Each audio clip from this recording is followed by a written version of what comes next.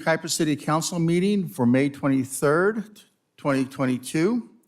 I'd like to call this meeting to order and ask Captain Williams to come up and lead us in the pledge.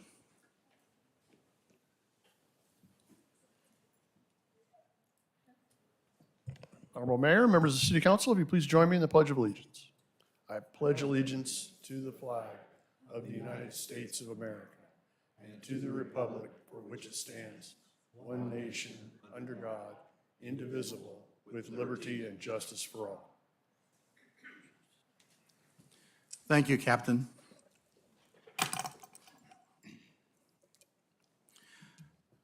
Jennifer Crawford, will you please call roll? Councilmember Bogue. Here. Councilmember Duncan. Here. Councilmember Thorpe. Here. Mayor Pro Tem Beaver. Here. Mayor Avila. Here. Okay, Ray, are there any changes to the agenda this evening? We have, staff has no recommended changes to the agenda this evening, Mr. Mayor. All right, thank you, sir. Now it's time for special presentations. First one is to announce the Firewise Community Special Presentation. Chief Malinowski will give this. Evening, Mayor, council members. So this is our second Firewise community presentation. So just to recap, what is a Firewise community? So a Firewise community is where it's a citizen-driven initiative where they come and provide the preparation before a wildland fire starts, especially it has to be in that wildland urban interface. So not in the middle of downtown LA, but in our semi-rural area we have here where we have what's called the WUI or wildland urban interface. So we're right on the foothills of the mountains, forests, trees, and they're prepping before the fire gets there. So this is a citizen-driven initiative, and it does a couple things for us. It provides what we call community hardening. So it makes the community more likely to survive a wildfire, reduce the amount of structures threatened or burned, provides better egress for the public to escape when we call for evacuations, and provides better ingress for the first responders to get in there and fight fires. And also makes the homes a more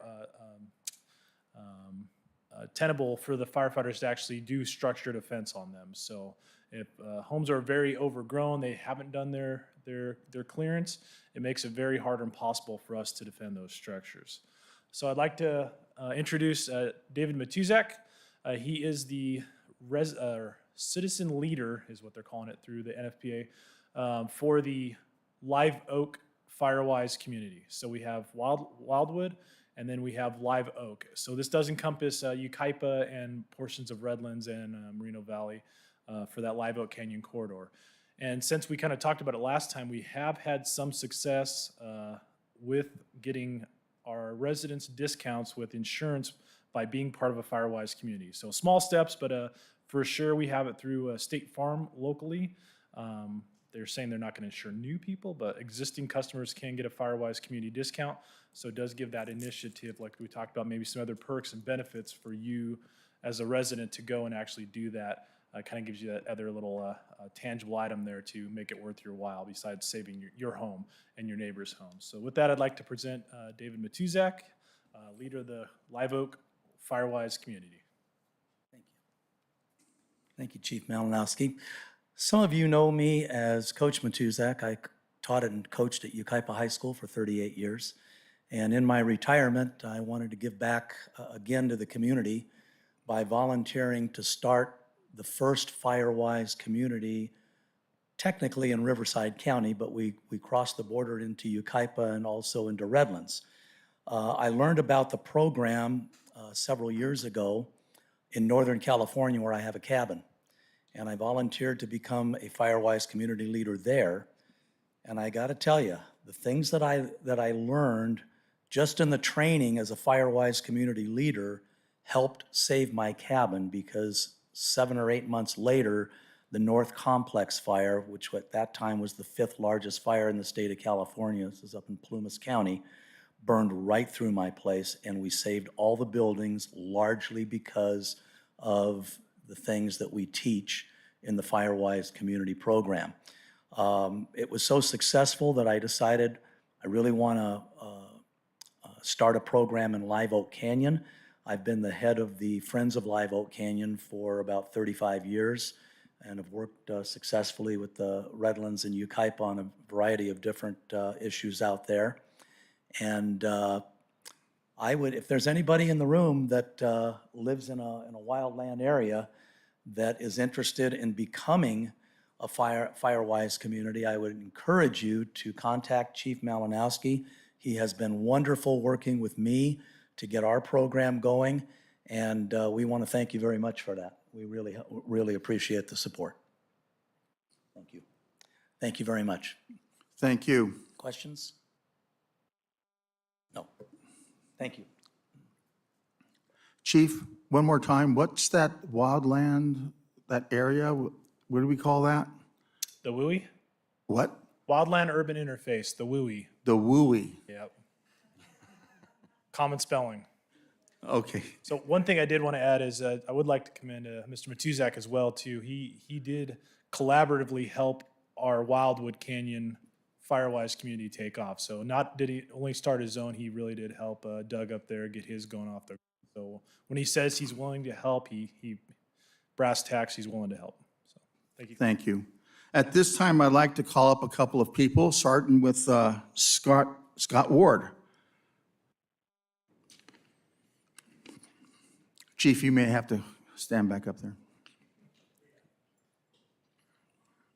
Good evening, Mayor and Council. My name is Scott Ward. I am here on behalf of San Bernardino County 3rd District Supervisor Don Rao to recognize and to thank the efforts of the Friends of Live Oak Canyon to making this Firewise community status a reality. In the 3rd District, we are acutely aware of the never-ending danger of wildfire. The redistricting process reunited all of the mountain communities, so we have everything from Lake Arrowhead to Big Bear and beyond. We all remember what it was like in this town back in 2020. So here is to an ounce of prevention being worth a whole lot of cure in this case. Briefly, I will read you part of our certificate of recognition. Presented to congratulate the Friends of Live Oak Canyon for their hard work in achieving Firewise community status. We appreciate all that you have done to help your community adapt and prepare for the threat of wildfires. Thank you. Thank you very much. And before we hold your applause, and I'd like to call up Art Welch.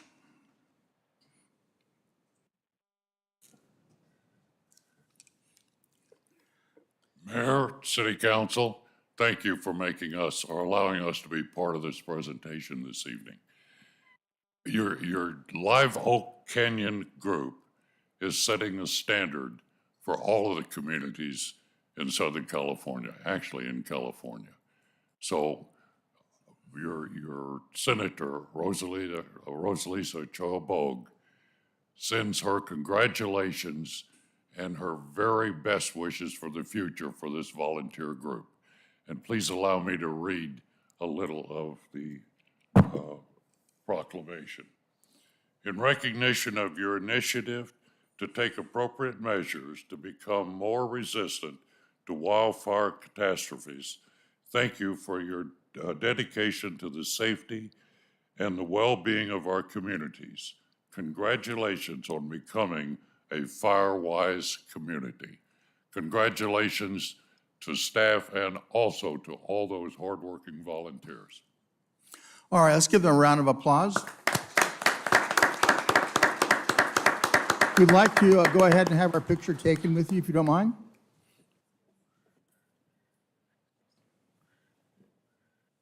Great. Yeah, you'll have to take a motion and a vote after you're done with the picture.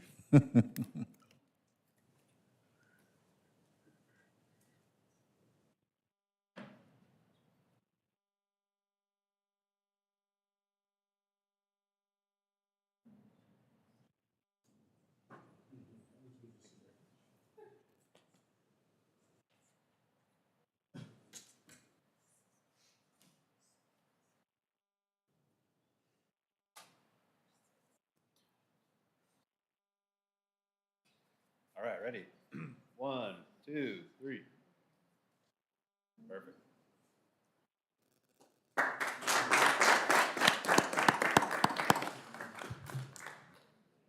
My mistake, Mr. Mayor. That's just for the proclamation, for the next one.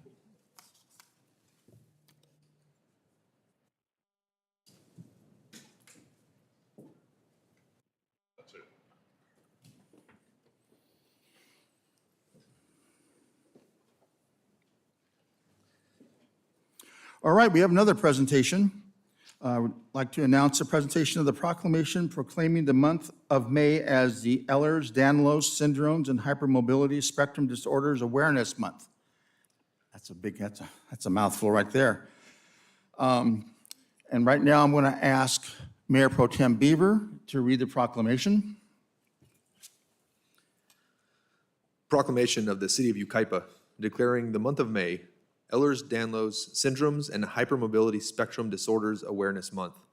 Whereas Ehlers-Danlos syndromes, EDS, are a group of disorders that affect the body's connective tissues, including the skin, joints, blood vessels, gut, and many other organs and tissues. And whereas EDS affects more than 1 in 5,000 people, and people of all ages, races, and genders, it is a chronic, lifelong condition. And whereas hypermobility spectrum disorder, HSD, is diagnosed when the musculoskeletal complications of joint hypermobility and joint instability, ease of injury, joint pain, and dislocations, for example, arise in a person who does not have the defining features of an underlying syndrome such as EDS and other heritable disorders of connective tissue. Whereas, in addition, several related disorders are observed in a number of people with EDS and with HSD. These add complexity to the presentation of their condition and its management. And whereas a network of EDS and HSD support groups can help connect those managing life with these conditions, as well as better informing the healthcare community and the public. And whereas early and accurate diagnosis can provide the opportunity to create life-saving medical plans and improve quality of life. And whereas there is currently no treatment for the Ehlers-Danlos syndromes and hypermobility spectrum disorders and no known cure. And whereas further medical research and awareness can bring hope for treatment and a cure. Now, therefore, be it resolved that the City Council of the City of Yucaipa hereby declares the month of May 2022 as Ehlers-Danlos Syndrome and Hypermobility Spectrum Disorder Awareness Month. Signed, Mayor Avila and City Council.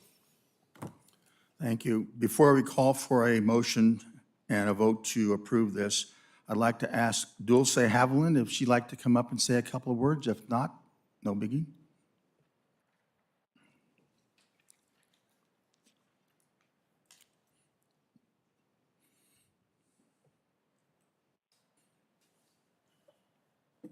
Good evening. I wasn't prepared to speak, so I apologize. So my name is Dulce Haviland, and I do have Ehlers-Danlos syndrome. I also live right here in Yucaipa. And this young lady here is Madison, and she was also recently diagnosed with Ehlers-Danlos syndrome, and she lives in Calamis. So we're just two of many people who are part of this community. Our primary issues being access to care, knowledge, research, anything that would allow us to live our life with ease and comfort. Each one of us could tell you stories of lack of access, of not being able to get care that we needed in a timely fashion, issues with accusations from physicians of not being believed. So the purpose of awareness is to help people understand that this is a really difficult disease. It affects all parts of our body. Unless there is enough awareness, we are going to continue to struggle with access to care. So that's basically the reason I suggested we declare May Awareness Month. So thank you so much for having me here and for supporting this proclamation. Thank you. You're very much welcome. All right, this time I'd like to call for a motion to approve the presentation. So moved. Second. We have a first and a second. If no further discussion, all in favor? Aye. Any opposed? The ayes have it. Thank you very much. Right now, we'd like to come back down and have our picture taken with you.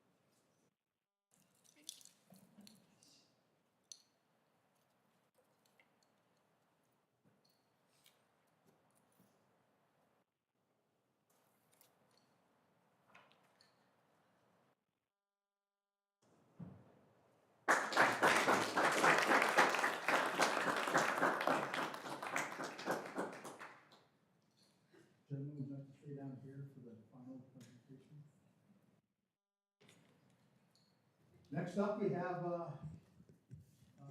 Megan Wolf, who's going to give an introduction to our new employee. I'd actually like to call up Nicholas Johnson, who is the Community Services Supervisor over sports in the community center and camps, and he will be introducing Gilbert Guardado. Good evening, Mayor and Council. I'm very excited to have the opportunity to introduce Gilbert Guardado this evening. Gilbert was hired as a Community Services Coordinator and began his employment in December. Gilbert is assigned to the Yucaipa Community Center, where he oversees our contract classes, drop-in programming, summer camp, front desk staff, and has and will play a major role in our upcoming youth sports programs. Gilbert previously worked part-time for the department from 2015 through 2019, but left the city to further his career and had the opportunity to work in both retail and sales. During his time away from the city, Gilbert learned key organizational skills and that building relationships with customers was crucial to his success. I'm very proud of Gilbert because of his dedication to his staff and the community. Gilbert works hard to connect with staff and ensure they are providing excellent customer service to our residents. In addition, Gilbert tries to connect with program participants and our customers that visit the center. In Gilbert's free time, he can often be found out on the golf course, playing adult slow-pitch softball and hiking with his dogs. At this time, I'd like to call up Gilbert to say hello.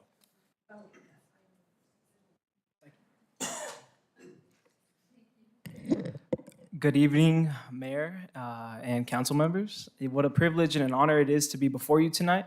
I'd like to start off by saying, I've lived in Yucaipa practically my whole life. Me and my family had moved here back in 2001, and we've been here ever since. And this city has definitely grown as a positive aspect of that, and it's amazing to be a part of the programming and the recreational activities that we're able to provide to our community here.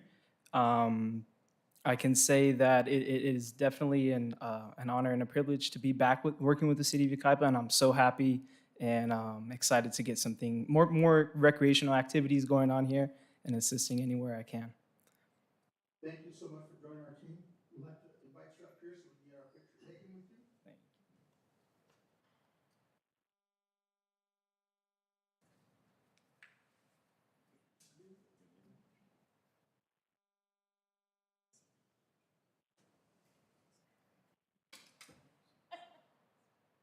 All right, 1, 2, 3.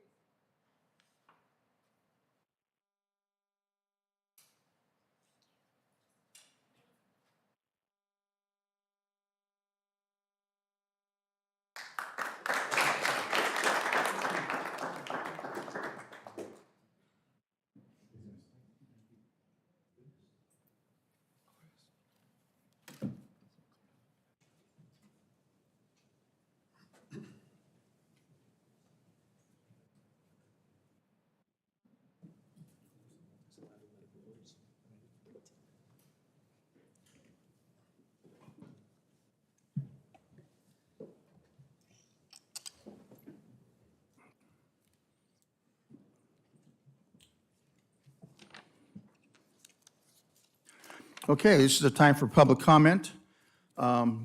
This is a time when anybody can speak on any subject that's not on the agenda tonight. There are public comment cards over there on the desk near the entrance of our chambers, and you're welcome to fill it out. You have a 3-minute time limit, and we want to make sure that we have everybody an opportunity to speak, so try to stay within your 3 minutes. First out, Richard Frost.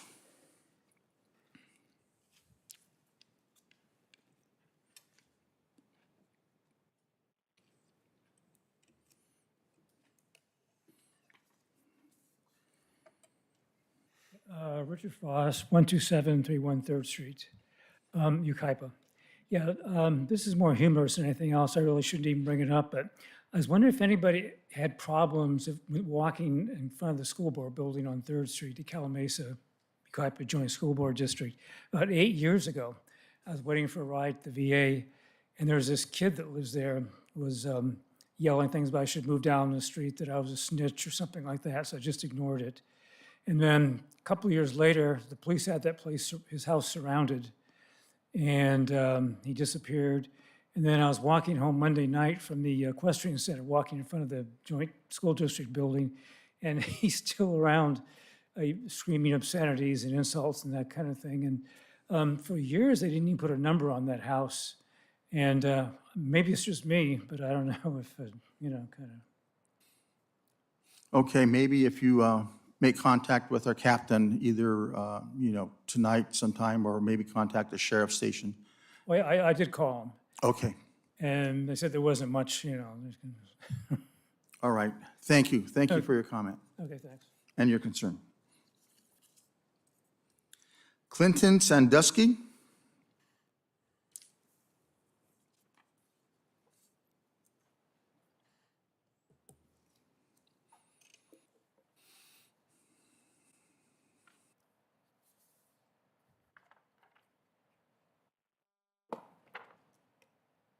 Thank you, Mayor and council members.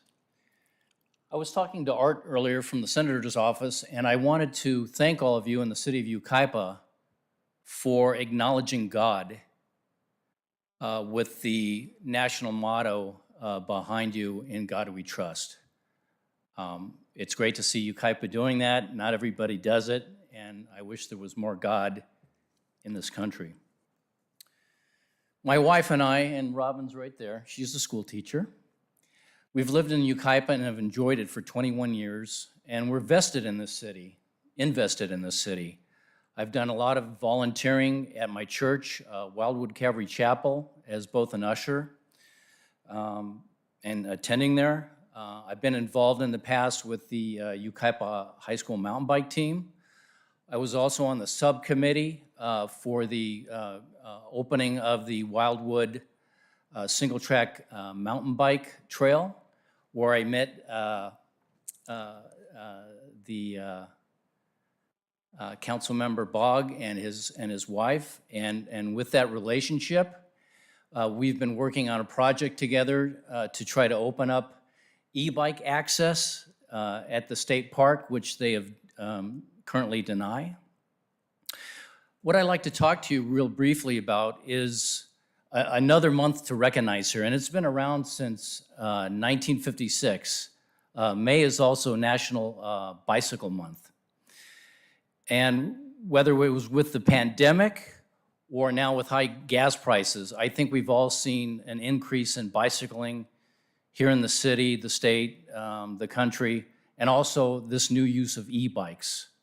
And unfortunately with that, there's a lot of unsafe, illegal, and disrespectful e-bike use out there, and unfortunately cities across our state and country are having to gravel with it. So I would really like to see the city embrace this new trend of successful bicycling here in the city in a proactive way. So that means not only education, which I believe is the most important factor. In fact, the state legislature has two bills up in Sacramento right now, AB 1946 and AB 2028 that addresses it. So I would like to see the city embrace education, also engineering, well-designed and easy to understand bikeways, infrastructure. Enforcement is also important, but I'd maybe like to see, like some other cities, where diversion programs are involved that allow the person to take some educational courses, as well as encouragement and stuff. And so I have some information to give you. As far as my bio, my expertise in bicycle and e-bike law, based on my career as a law enforcement officer and currently a bike patrol instructor for Riverside Sheriffs. All right, sir, your time is up. Great.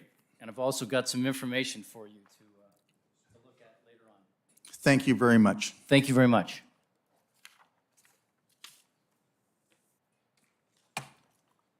Okay, our last public speaker is Rachel Gustafson.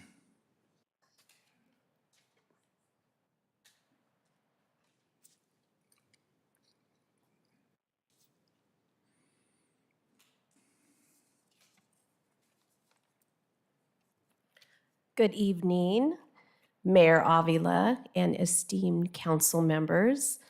I would like to invite you all to attend our Memorial Day service this year, again held at Desert Lawn Memorial Park in Calamasa. It's next Monday at 10 a.m., and it is a wonderful way to honor all of our fallen heroes. This year is going to be especially poignant. We have our own Yucaipa Justin Crabb as our keynote speaker. And as you recall, in 2011, Crabb was injured in an IED in Afghanistan. He lost both of his legs and some parts of his hands, fingers, and other parts of his body. He was gifted with a home here in Yucaipa in 2014, Homes for Our Troop, and I believe David and Greg, you were there. It's a specially adapted home, and he has lived there happily in Yucaipa ever since, and he has a wonderful story to share at the Memorial Day event, so I hope you can make it, all of you, and everyone in the audience. Again, Memorial Day, 10 a.m. Thank you for your time. Thank you.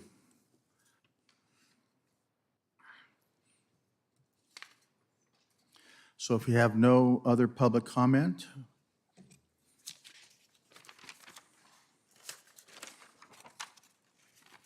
we'll move on to the consent agenda. Are there any items our council member wish to pull for discussion? If not, do I hear a motion to approve? So moved. I'll second. Okay, we have a first and a second. If no further discussion, all in favor? Aye. Any opposed? The ayes carry it. Mayor and council member business reports. Anything to report? Okay, let's see. Ray, help me. Was there anything that I attended that I need to report on? I can't remember. I don't believe so. Okay. All right, thank you. I have something really quick.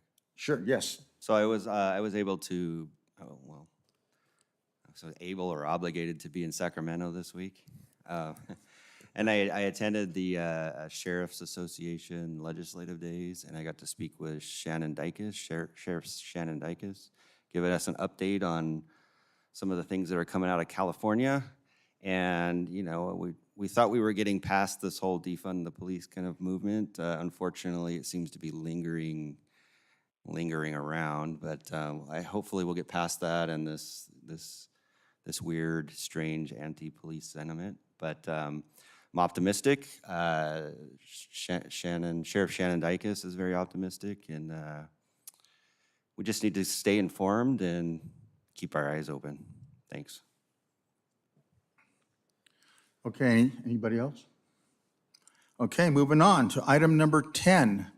That'll be the appointment to the Healthy Yucaipa Committee. Megan Wolf will give the presentation. Good evening, Mayor and Council. The Healthy Yucaipa Committee currently has one vacant council-appointed position due to a resignation of Catherine Broyles, who was appointed by Mayor Avila. A notice of vacancy was published in the News Mirror and posted at City Hall.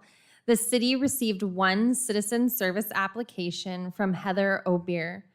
Heather is here this evening and can answer any questions that you may have. Staff is recommending that Mayor Avila appoints one member to the Healthy Yucaipa Committee this evening. I can answer any questions that you may have at this time. Thank you. Any questions of staff? If not, I'd like to invite Heather to come up and say a few words if she'd like.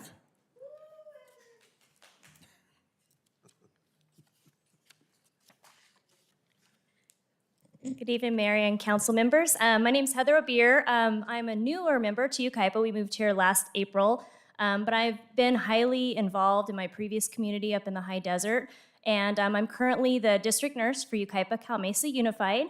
So my passion is obviously kids and health. So I would like to get involved in the committee, not to just be involved in the community, but also to get kids involved and see what we can do to keep them healthy, get them off their game boxes and things in the house, get them outside, have them be healthy. I'm also going to start teaching some fitness classes at one of our local gyms. So I'm very into fitness and health and looking very forward to this opportunity. Any questions? Thank you. Any questions of the applicant? Thank you very much. Thank you. Just for the record, you may want to take a vote to confirm that. Yes, sir. Thank you very much. I would like to go ahead and nominate Heather Obier, to be the representative for the Healthy Yucaipa Committee. I'll second that nomination. We have a first and a second. If no further discussion, all in favor? Aye. Any opposed? The ayes have it. Congratulations. I guess I'd like to invite you up. I guess we need to take a picture. This is picture day. She's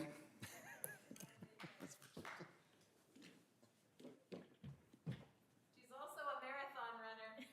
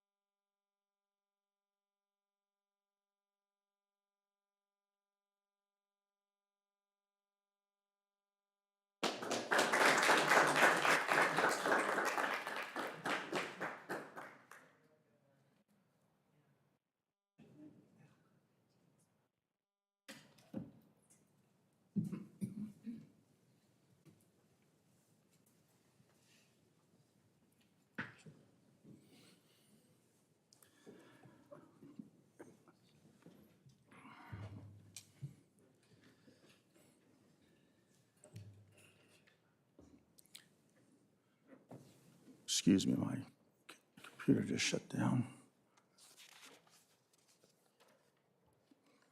Okay, at this time, I want to ask if any council member has any business to report. Nothing? Okay. Possible actions on pending legislation? Mr. Casey? If I may, Mr. Mayor, I have no other actions to recommend or discuss this evening other than the two that are on the agenda. If you so choose, I can move on to those. Okay, we'll move on to item number 11, California's Internet Crimes Against Children's Task Force Program. Thank you, Mr. Mayor, members of the council. As you referenced, this is the ICAC acronym of California's Internet Crimes Against Children Task Force Program. Staff is bringing this back to council based on direction from a previous meeting.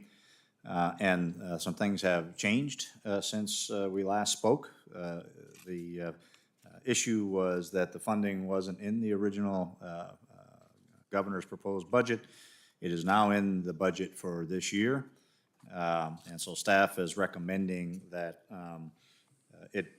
we still support the letter supporting the district attorney's office letter to fund this program.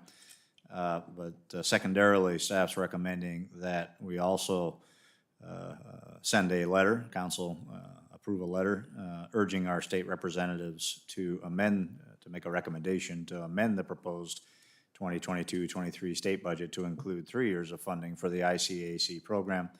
In the past, it has been funded for several years at a time rather than just 1 year.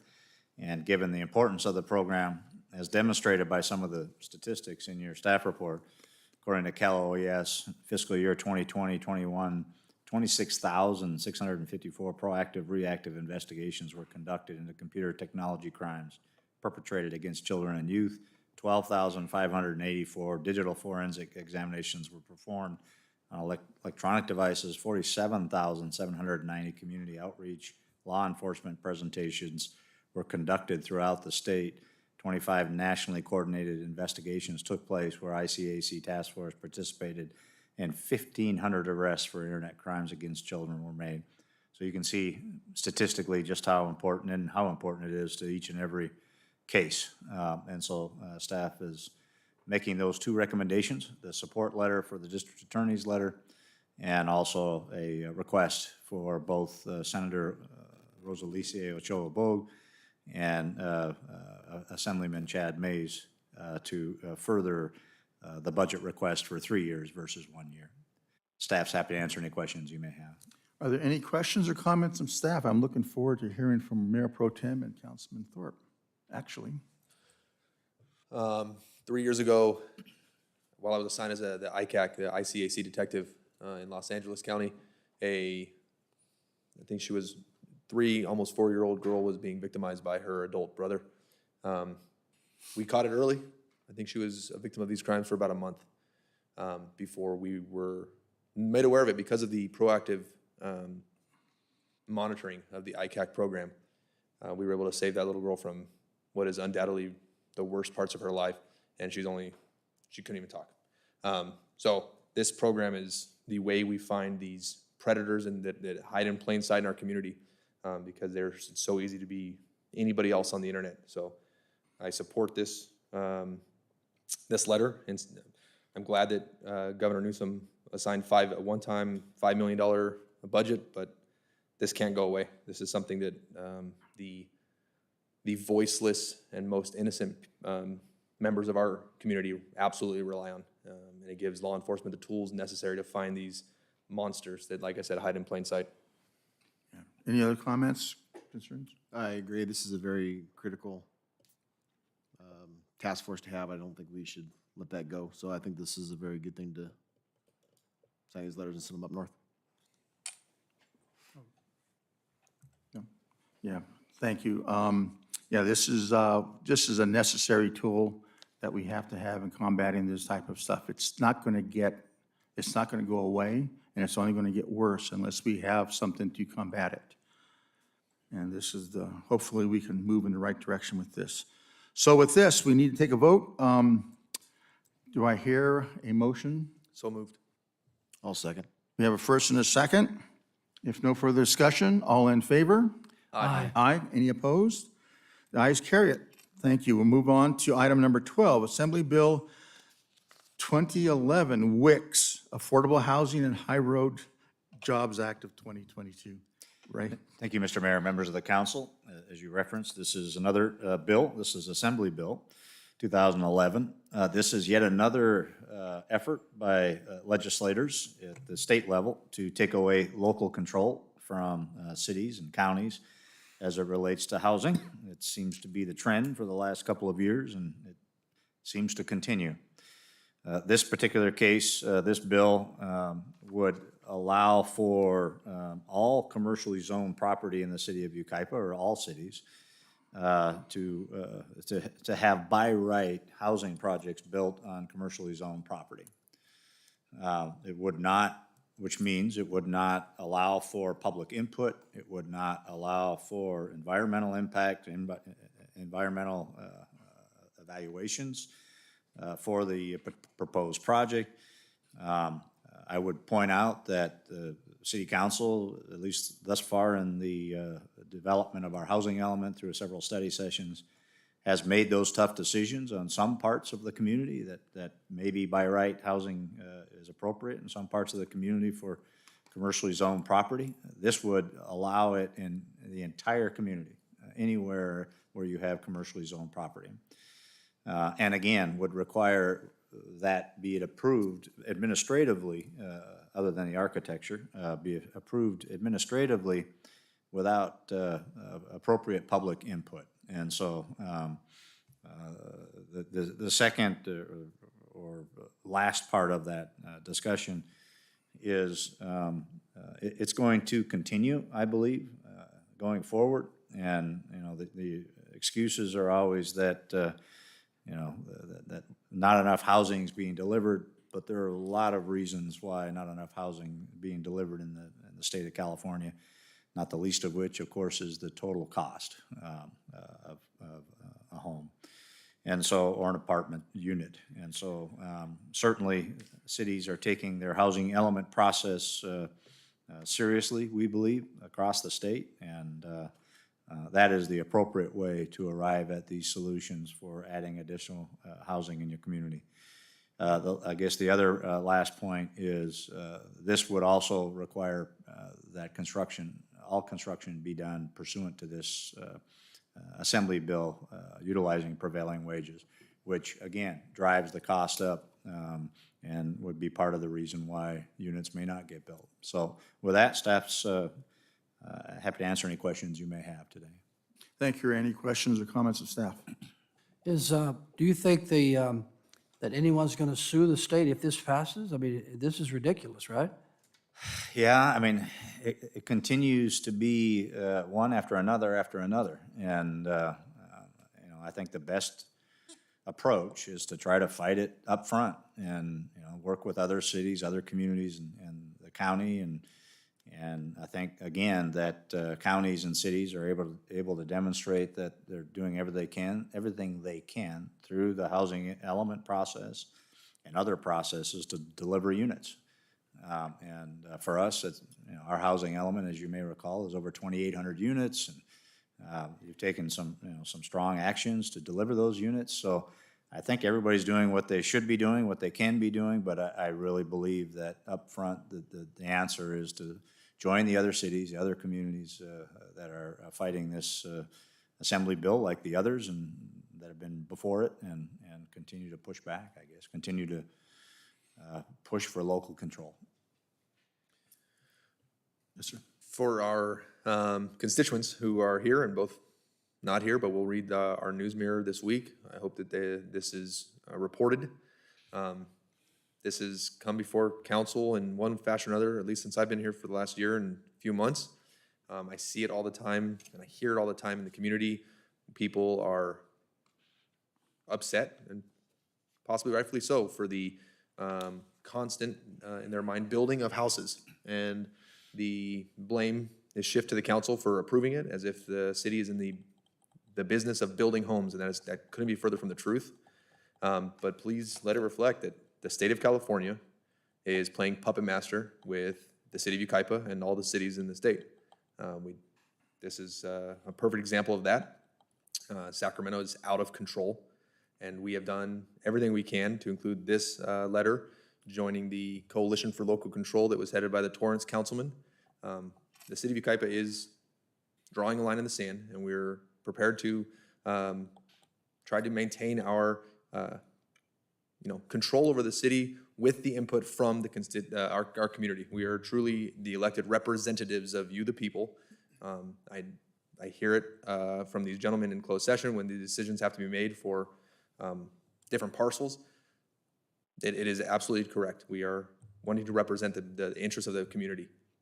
When this comes out of Sacramento, it ties our hands and it limits our ability to represent you and your interests. So this is an example of what we're doing to try to stop the madness coming out of our state capitol. Mr. Bogue? I think everything that's been said. I just think that Buffy Wicks is on a roll because this is the second letter in 2 council meetings we've had to write. Mr. Thurp, anything? It's already been said. Thanks. This is, it's a ridiculous bill.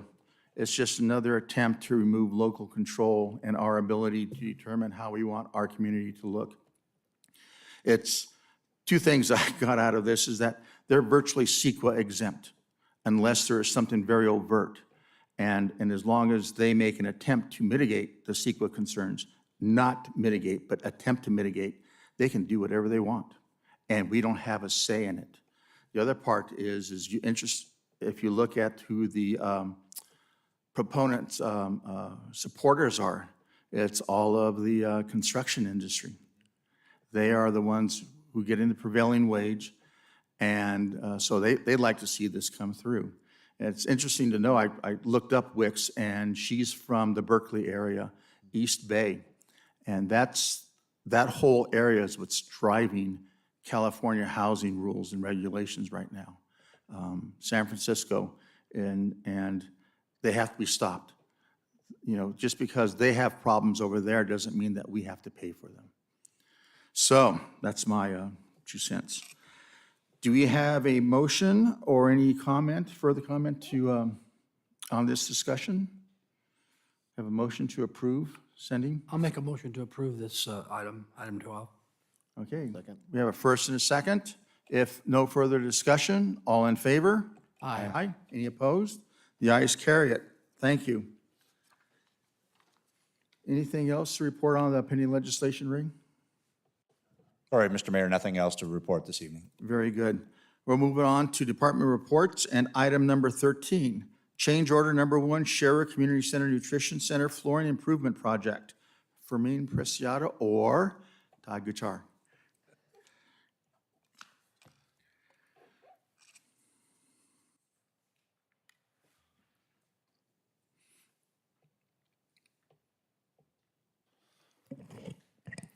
Good evening, Honorable Mayor, members of council. Over the past 18 years, the Sharer Community Center has undertaken several renovations, including HVAC replacement, upgrades to electrical, ADA, storage, and plumbing systems, flooring replacement in the senior center building, roof replacement, window and door replacement, parking lot improvements, and most recently, the replacement of the nutrition center floor and hot water heater, as well as the indoor and outdoor paint facility of both facilities. A majority of these renovations were completed or have been completed with CDBG funding. The fiscal year 21-22 capital improvement program includes projects funded through the Community Development Block Grant, or CDBG. The CDBG grant program provides funding for pedestrian and transit-related improvements, such as sidewalk, ADA curb ramps, and bus stop improvements. The CDBG grant program also funds improvements to public facilities and buildings. The city's CDBG grant request of $40,000 to replace the current vinyl composite tile flooring and carpet of the Nutrition Center was approved. The current flooring in the center is over 20 years old and shows wear due to heavy use, including cracking in the tile and the ripping in the carpet. Staff prepared bid documents and contract specifications for the Sharer Community Center Nutrition Center Flooring Improvement Project number 1164. The project included the removal of the existing VCT flooring and carpet in the center and replacing it with new VCT flooring. During the project's October 19th, 2021 pre-bid job walk, it became evident that the flooring tiles and mastic may contain asbestos. At the time, staff determined that it was necessary to further investigate this potential issue before removing it and replacing the existing flooring. On November 22nd, 2021, a licensed asbestos inspection company inspected the mastic and flooring at the center and prepared a limited asbestos survey report. This report confirmed that the flooring, mastic, and tiles contained asbestos. The report identified the process and requirements for asbestos abatement and required that was to be required before removing the existing flooring and installing new flooring. On February 28th, 2022, City Council awarded asbestos abatement project to ADEP Precision Contracting of Anaheim, California in the amount of $11,200. While conducting a pre-construction meeting for the project on April 28th, 2022, staff discussed several flooring options with the contractors, including the material specified in the specifications, VCT, and the luxury vinyl tile plank flooring. After discussion with the contractor, the flooring professionals, and maintenance staff became aware of the several benefits of the LVT/P flooring material. As you can see on slide 1, currently the center, the nutrition center where the senior meals is served, we have VCT in the front room and carpet in the back. We're recommending that the 3,645 square feet replaced with LVT/P. The proposed LVT/P is easier to maintain. No polish or wax is required versus with the VCT, they recommend that you strip and wax it at least twice a year. The upfront costs are higher, but the overall lower maintenance cost over its lifetime. The larger tile size make it for quicker installation. The standard VCT tiles comes in at 12 by 12 square. The planks that are proposed to be installed come in 6-inch to approximately 3 to 4 up to 8 feet long. So we do have a different standard wood look in the flooring. The LVT supports higher weight and higher volumes of foot traffic, and it comes with a 50-year warranty and a 20-plus year lifespan compared to VCT, which is a 10-year warranty and only a 10 to 20-year lifespan if it is properly maintained. When staff advertised the project for bids, the specifications included an additive alternative bid for the LVT flooring. When the contract for the project was awarded by council, staff did not recommend the additive alternative bid for the upgraded LVT material due to the uncertainty of the unknown cost of the asbestos mastic and tile removal and the condition of the subfloor of the building. Staff has recommended that council approve change order number 1 in the amount of $9,549 to upgrade the LVT/P flooring material due to the high volume foot traffic and reduction in long-term maintenance. In addition, the fiscal year 21-22 CIP includes CDBG grant funding in the amount of $40,000 for the Sure Community Center Nutrition Center flooring project. Staff has requested and received additional CDBG grant funding in the amount of $15,000 from the San Bernardino County Community Development and Housing Department for the project, and the city's request was subsequently approved. As a result, staff is recommending the council award the 2021-22 CIP by adding an additional $15,000 in CDBG funding for the project for a total of $55,000 in funds. The next slide currently shows what the flooring looks like, and then we did get a sample to put up next to the. That's what the proposed flooring would look like in the center. The flooring would be a straight flooring throughout the entire project from the front of the building all the way to the back to the workrooms. That concludes my report, and I'm available for any questions that you may have. Thank you, sir. Any questions of staff? Did you say that this flooring is only 20 years old? Or over 20 years old? That's what we're assuming, yes. I don't think they've used asbestos in No, flooring. there's no asbestos. Should not have been. 50 years. We had a test come out and there was asbestos in both the mastic as well as the tile. Really? Yes. Then it has to be made from like the 60s or 70s. We didn't touch this flooring in the nutrition center when we did the other rehab 19 years ago, so it was, okay. It was original. I want to make think. sure they're not. Yeah, it's old. Okay. Any other questions? Okay. If not, do I hear a motion to approve? So move. I'll second. We have a first and a second. If no further discussion, all in favor? Aye. Any opposed? Ayes carried. Thank you very much, Todd. Thank you. Moving on to item number 14, purchase of traffic signal poles for the Oakland Road, Live Oak Canyon Road widening project, et cetera, Fermin Preciado. Thank you, and good evening, Mayor and council members. This project is included in the fiscal year 21-22 adopted capital improvement program. And as you can see on the exhibit on the screen, it shows the location of that project.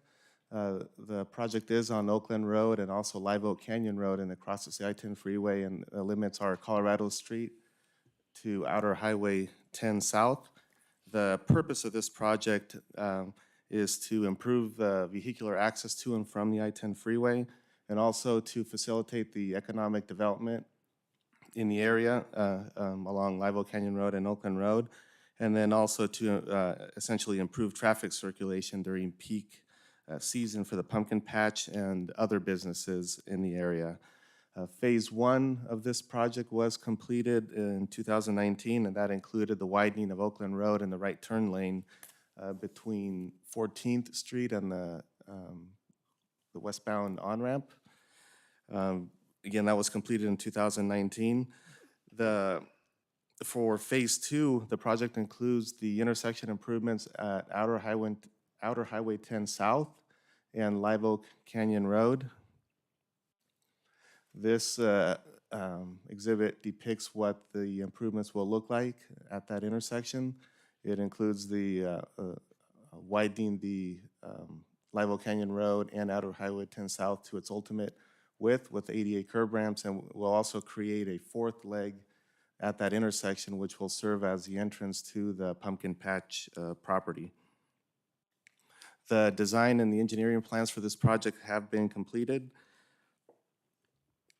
and as well as the design plans for the widening of Live Oak Canyon Road to the south, southwest along the pumpkin patch property, as you can see on the screen. The plans do include 2 additional driveways that will serve the pumpkin patch property. The operator and the property owner of the pumpkin patch is currently in the process of submitting a CUP application for the property and the events. And since the city has completed the street widening plans along the frontage, staff will work with them to reimburse the city for those costs as part of the CUP application process, and there are conditions of approval. They are conditioned to complete the widening of Live Oak Canyon Road that you see on the screen as part of their CUP that they have applied for. With the completion of the plans, city staff has initiated the utility relocation work that is required for not only the widening of Live Oak Canyon Road, but also the intersection improvements that you see on this screen. And now there's a couple of things that usually take the longest lead time when it comes to this type of project, and that's the utility relocations, and then also the delivery of the traffic signal poles. Historically, it's usually taken 60 to 80 days for the delivery of the new traffic signal poles. With the current economic conditions, we've been informed that it's now closer to 100 to 120 days, and maybe even longer if the poles that are ordered or designed are custom poles. To complete this project prior to the pumpkin patch season, staff is recommending that the city purchase the poles ahead of time, rather than having a contractor purchase the poles after the contract is awarded for the installation. And that does have a couple benefits. One is that the signal poles will arrive about the time that the contractor is ready to stand the poles up or install them. And two, the city will not pay the market fee that contractors will usually add to equipment and supplies when they purchase and furnish those materials. Staff did contract with a traffic engineering consulting firm for the design of the traffic signal here for this intersection, and as part of that contract, it also included a service that they would provide to obtain the quotes for the purchase of the traffic signal poles once they had designed the traffic signal. Those quotes would be requested from the three national traffic signal manufacturers, from their local distributors here in Southern California. They did distribute their request for proposals with a due date of close of business of Wednesday, May 18th. And 2 proposals were received by that deadline. The proposals did include the lead time for the delivery of the poles, and the table on page 186 includes that information. One proposal was provided by McCain with a lead time of 110 days and a quote of $88,658. The second one was provided by Del Sol Resources with a lead time of 140 days and an amount of $73,495. I do want to note that a third proposal did come in after the deadline, after the due date, and is not considered due to it being late. And just for reference, it was that quote it did include a lead time of 155 days, which would be longer than the other 2 that were provided. And again, given the importance of completing the project prior to the peak season for the pumpkin patch, staff believes that it is in the best interest of the city to purchase the poles from McCain, the vendor McCain, despite the higher cost due to the 30-day shorter delivery time, and also that manufacturer has provided the majority of the traffic signal poles for the last 5 traffic signal projects, the last 5 traffic signals that we have installed here in the city. The budget, as far as the budget, the remaining balance for this project is in the amount of about $593,000, so there's sufficient funding to accommodate staff's recommendation. And with that, staff recommends the City Council award and authorize the city manager to execute a purchase order with McCain for the purchase of the traffic signal poles in the amount of $88,658.23, including tax for the project. And that concludes my report, and staff is available for questions. Thank you. For me, any questions or comments of staff? You mentioned that the pumpkin patch has applied for a TUP? A CUP, a conditional use permit. Oh, conditional, is that the widening of the street? Is that part of that CUP? That will be one of the conditions of approval for that CUP. Are we planning to have that done by November, by October? The status of their conditional use permit application, they have been submitting the information, and our records show that it'll be deemed complete this week, early next week. So then so once they go through that process, then they'll have their CUP to have the event later this year. And once they have their CUP, they will be conditioned to complete the widening prior to that. And I have met with their representative last week and shared the plans with them, and it seems like they are prepared to move forward once they go once they get further along in the process. And just to piggyback on that, this is a process that has been going on for some time. It started in earnest in December when we reached out and some of the council members here were involved in some of those discussions. And staff with direction started the design process just to make sure that these improvements would be done before the peak season. The city doing the traffic signal and the operator having the opportunity to do the rest of the road widening fronting the property. Is the plan to add another lane there? By widening it, we're going to add another lane? So the traffic- Essentially, yes. Yeah.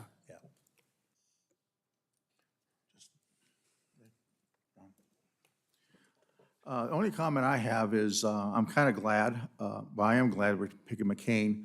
I was very bothered by the notes from Del Sol, where it said that the quote is subject to approval. So if we would have approved that, they could have bumped it up $10,000 easy, and we're not getting our money's worth. Yeah, I've never seen that before. That's interesting. So anyway, McCain it is. If no further discussion, do I hear a motion to approve? So moved. Have a motion to approve? Second. And a second. If no further discussion, all in favor? Aye. Any opposed? Ayes carried. Thank you very much.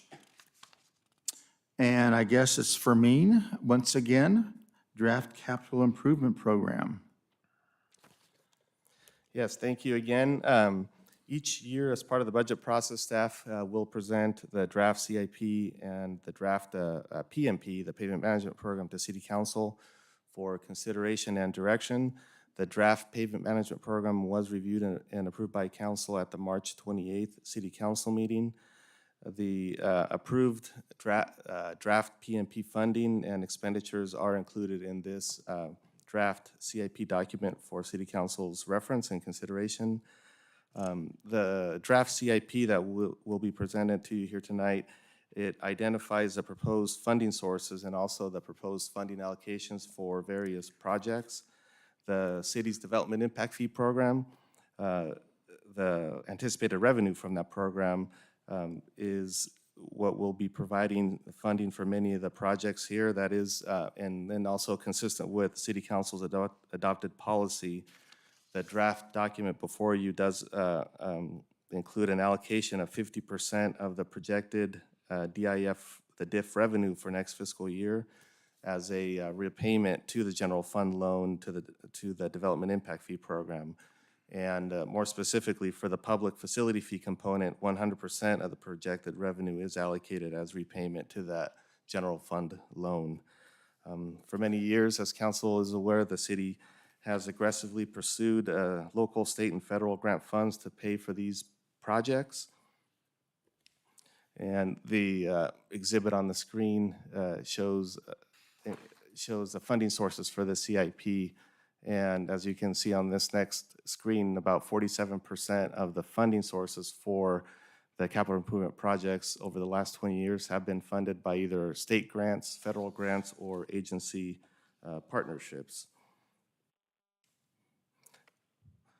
So, and at this time, I'd like to introduce Landon Kern to provide additional information and the draft CIP document. Thank you, Fermin, and good evening, Mayor and members of council. It's my pleasure to present for you the CIP and primarily go through the list of projects that's summarized in the report, which are consistent with the city's general plan and adopted city's master plan of drainage. I will start with the projects that were completed this current fiscal year or will be completed by the end of next month. And then I'll transition into the list of current projects that are underway that will be carrying over into next fiscal year. And then finally, projects that will be beginning next fiscal year and completed, and kind of closing out the list with some of our larger projects that are typically completed in multi-year phases. And I'll do my best to provide updates on all of these projects as quickly as possible, and happy to answer any questions along the way or at the conclusion here. So beginning again here with the projects that were completed or will be completed within the next month or so, we have our Wilson 3 Basin Phase 1A and 1B improvements. The Phase 1B contract is currently underway, and we're substantially complete with the channel protection and drainage improvements that are going in with that effort. And as we do so, we are finalizing the bid package for Phase 1C for that large phased basin improvement project as a part of the Oak Glen Creek specific plan. Next in our drainage category, we have the Phase 2 of the NRCS grant funding we received as a part of the El Dorado Fire and Storm Season Preparation Project. This was the construction of an emergency debris basin at Wilson Creek just upstream of the Jefferson Street crossing.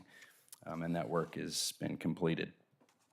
In the category of parks and public facilities, we have our uptown parking lot and alley improvements project, which was on the east end, that alley behind Yucaipa Boulevard, south of Yucaipa Boulevard, between California Street and Adams, which included parking improvements, alley improvements, some drainage, and the construction of trash enclosures.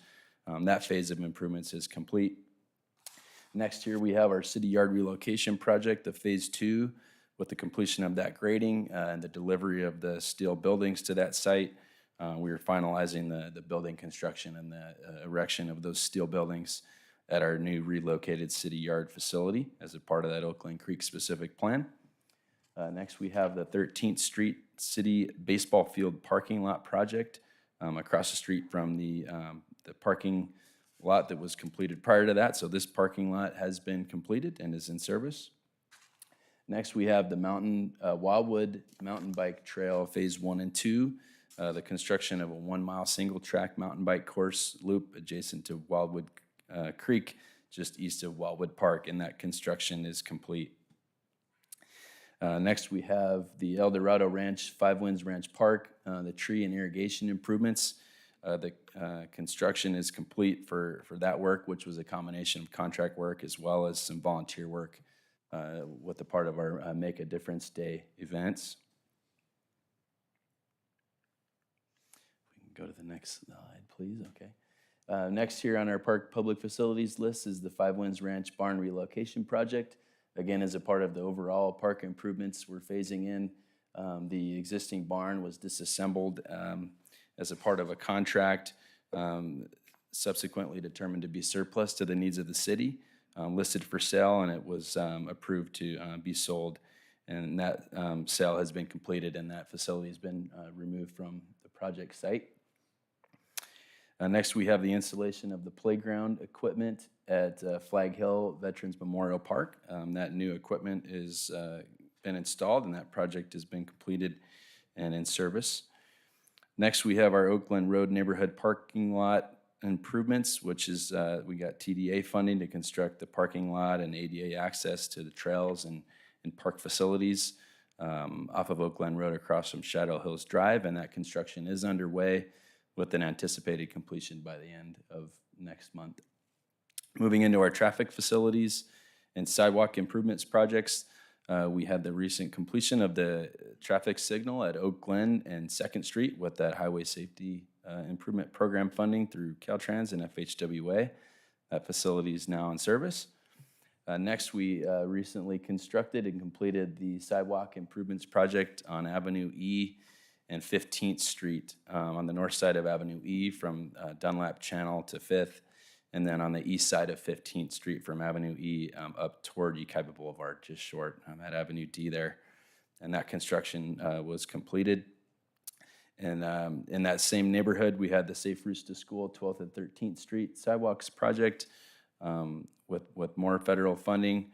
The west side of 12th Street to Kentucky on Avenue E, on the south side, and then the east side of 13th Street, almost to Oak Glen Road, and this improves access to Dunlap Elementary School, and those improvements have been completed and are in service. Next is our 4th Street CDBG drainage and sidewalk improvements project. That is between Amberwood Place and County Line Road, and that construction is underway with an anticipated completion here in the next 30 days or so. And then finally here, we have the I-10 Wildwood Canyon Road Interchange Project Study Report. This was that initial phase of the planning and engineering process through Caltrans to evaluate our three build alternatives that came out of that process. And that PSR report and phase of Caltrans was completed, and we're now underway with the project approval and environmental document phase with the preparation of the EIR for that project. Next, we have projects that are that have started this fiscal year and are anticipated to be completed over the next 12 months or so, starting with our traffic signal left turn phasing modifications at various locations. This is to convert the traffic signal phases from left turns to protected, dedicated left turns. And this is at the intersections of Yucaipa and Yucaipa Valley Circle, Yucaipa and 5th Street, Yucaipa and 10th, Oak Glen and Chapman Heights, and Oak Glen Road and Avenue E. And those signals are currently under construction. You'll see work taking place at those intersections. I believe many of those foundations for the new signal poles were poured last week, so we expect those improvements to continue and be completed soon. The next project on the list, our annual street rehabilitation program, that project is complete.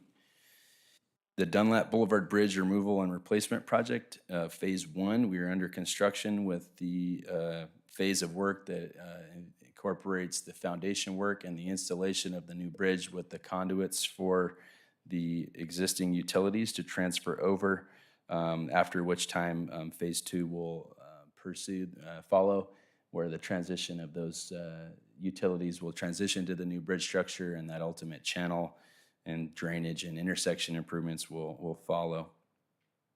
So that construction contract is underway. We anticipate that will be completed later this summer when the girders are completed and delivered to the site.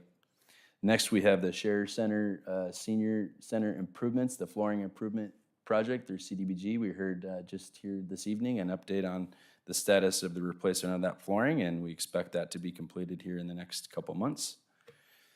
Next, we have our Uptown Parking Lot Trash Enclosure Cover Project. The recent completion of the parking lot and alley improvements, as well as the trash enclosures themselves, have allowed us to enter into a new contract to fabricate and install the enclosures over those trash enclosures for protection. And we expect that construction to begin and be completed early this next fiscal year. Next, we have our striping program, and that contract was recently awarded, and construction will be starting soon, continuing into next fiscal year. Next is our Five Winds Ranch Amphitheater Improvements Project. This is the phase of improvements associated primarily on the western side of the Five Winds Park, with the amenities to support the upcoming reopening of the park after the El Dorado fire and in preparation for our Five Winds Ranch Country Music Festival. Next, we have our new city yard building tenant improvements. Those buildings are being fabricated and installed, and as a part of that effort, this contract that's underway includes the electrical and mechanical, plumbing, and then the interior walls and structural miscellaneous items to support that facility at our new relocated yard. Next, we have a series of the 21-22 sub-programs of our PMP, the patching, crack sealing, microsurfacing, and the concrete program. We'll be returning to council soon with recommendations for construction contracts and following a public bid process that we're moving forward with. And then finally, our County Line Road Corridor Project. This is our in partnership with the City of Calamasa. These roadway and intersection roundabout improvements are currently under construction with an anticipated completion date in early 2023. This includes 5 roundabout intersections and the associated street and drainage improvements at Bryant Street, California, 3rd, 2nd, and 5th. And that concludes our list here for the current fiscal year, and we'll transition into the projects that will be starting next fiscal year, and we anticipate to be completed by the end of next fiscal year. Starting with our Wilson 3 Basin Phase 1C improvements. With the completion of 1B, we'll be able to tie in with our channel protection measures that are going in, and the work for this contract will primarily consist of the structures at Oak Glen Road and also the inlet structure where Oakland Creek confluences with the realigned Wilson Creek closer to the drop into the main basin there. And we anticipate to be out to bid with that bid package here in the coming weeks, and construction to follow shortly after. The next project on our list here is the Adams Street CDBG sidewalk project. This is for sidewalk improvements on the east side of Adams Street from Avenue B to Yucaipa Boulevard, and then wrapping down Avenue B on the north side from Adams Street to First Street. And next we have our Oakland Road widening, Colorado Street to Outer Highway 10 South, Phase 2. This project includes the traffic signals at the Colorado Street and Outer Highway 10 intersections, and we just heard a report with update on the status of those intersection improvements being designed, and now have authorization to proceed with the purchase of the poles. And so this project will be out to bid, and will incorporate the installation of that equipment and the street improvements at that intersection. Next, we have the Dunlap Boulevard Bridge removal and replacement project, Phase 2. This will be the phase that will take place once the new bridge is in place and we can transition those existing utilities into that new bridge structure, complete the drainage and intersection improvements at 14th Street, and then finally transition the existing channel to tie in with our new bridge abutments. Next, we have the Avenue E hardscape and lighting improvement projects at the 2nd and 3rd Street roundabout intersections. We're finishing up those plans and advertising that bid package soon, and construction to follow shortly after. Finally, as Fermin indicated earlier, our pavement management programs were reviewed and approved with at the March 28th City Council meeting, and our draft CIP includes the PMP funding and expenditures as a part of this document. And then finally here, closing out our list of projects, generally consisting of some of our larger scale projects that are completed in phases, and some of which may not be completed by the end of this next fiscal year. So we'll go through that list here, starting with, once again, a recap of just one of our CDBG capital projects here. We just went through the location for the Adams Street sidewalk. That will be, the design is complete for that, and we do anticipate to be able to start construction in early 22-23. Next, again, we have our Wilson 3 Basin. Provided some information with this report and the presentation on the next Phase 1C that we're working toward, and there will also be future phases to complete some of the other improvements downstream and in the main basin itself. Next, we have the Wilson Creek Dunlap Boulevard Bridge and Channel improvements. This is the same project as our Dunlap Bridge replacement project, and with the completion of that effort with the bridge work, there's a couple more steps as a part of the letter of map revision to formally remap the flood zones in this area through FEMA. And so that's just one more phase incorporated with that project. Next, we have our El Dorado Ranch Park drainage project mitigation maintenance. Funding that's allocated to this particular project helps to supplement individual projects with funding for the required mitigation, and will complete the implementation of those mitigation measures that's required during the permitting for that construction activity in those drainage channels. Next, we have our Wildwood Creek Basin 4, the design and environmental review of this basin project, primarily for erosion control, groundwater recharge, and drainage channel stabilization in Wildwood Creek, which is just east of our Wildwood Park and Oakview Road, is substantially complete. And the draft CIP proposes additional allocations for this project. And based on that proposed funding, we can initiate the construction as a phased approach, similar to the 3 basin projects. Next, we have our low water crossings, our 2 remaining projects that Caltrans has approved through their highway bridge program, starting with the Pendleton Avenue low water crossing at Oakland Creek. We are finalizing and working with Caltrans on some design modifications through the Caltrans review process, and working through some value engineering efforts to determine and finalize what will be eligible as a part of their highway bridge program guidelines. in an effort to maximize our reimbursement ratio, and are hoping to get through that Caltrans approval process and move into construction with their authorization to proceed later this year, in the fall or the winter of this year, calendar year. And then finally, the Live Oak Canyon Road at Wildwood Creek Low Water Crossing. We're currently finalizing and working through our preliminary design and environmental review phase. And once the preliminary engineering work identified in this contract is completed, staff can return to council with recommendations regarding the final engineering and environmental review effort. As a part of this preliminary design we're going through, it will identify the bridge type selection and give us a more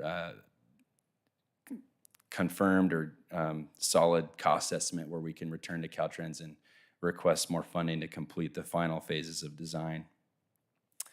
Moving into our park facilities category, we have our 13th Street Sports Complex parking lot, lighting, and landscaping.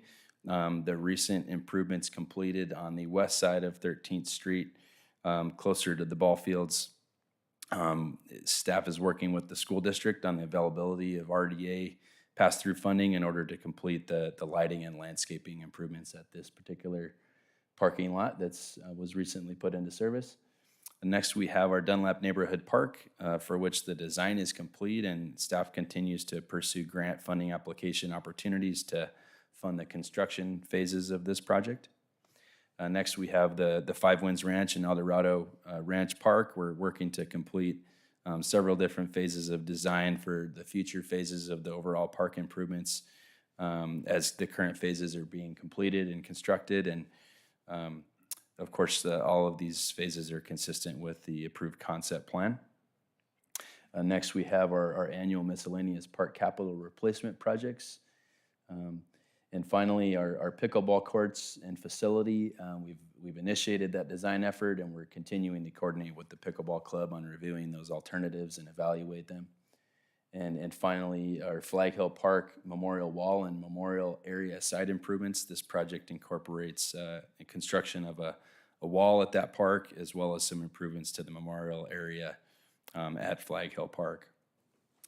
Our next category is public facilities. We've talked a few different items already about the city yard relocation and some of that work that's taking place now. One of the phases we are working through is that utility design to construct the water, sewer, and dry utilities to serve the site, as well as the precise grading and some of the pavement that's going to take place for the parking areas and access roads.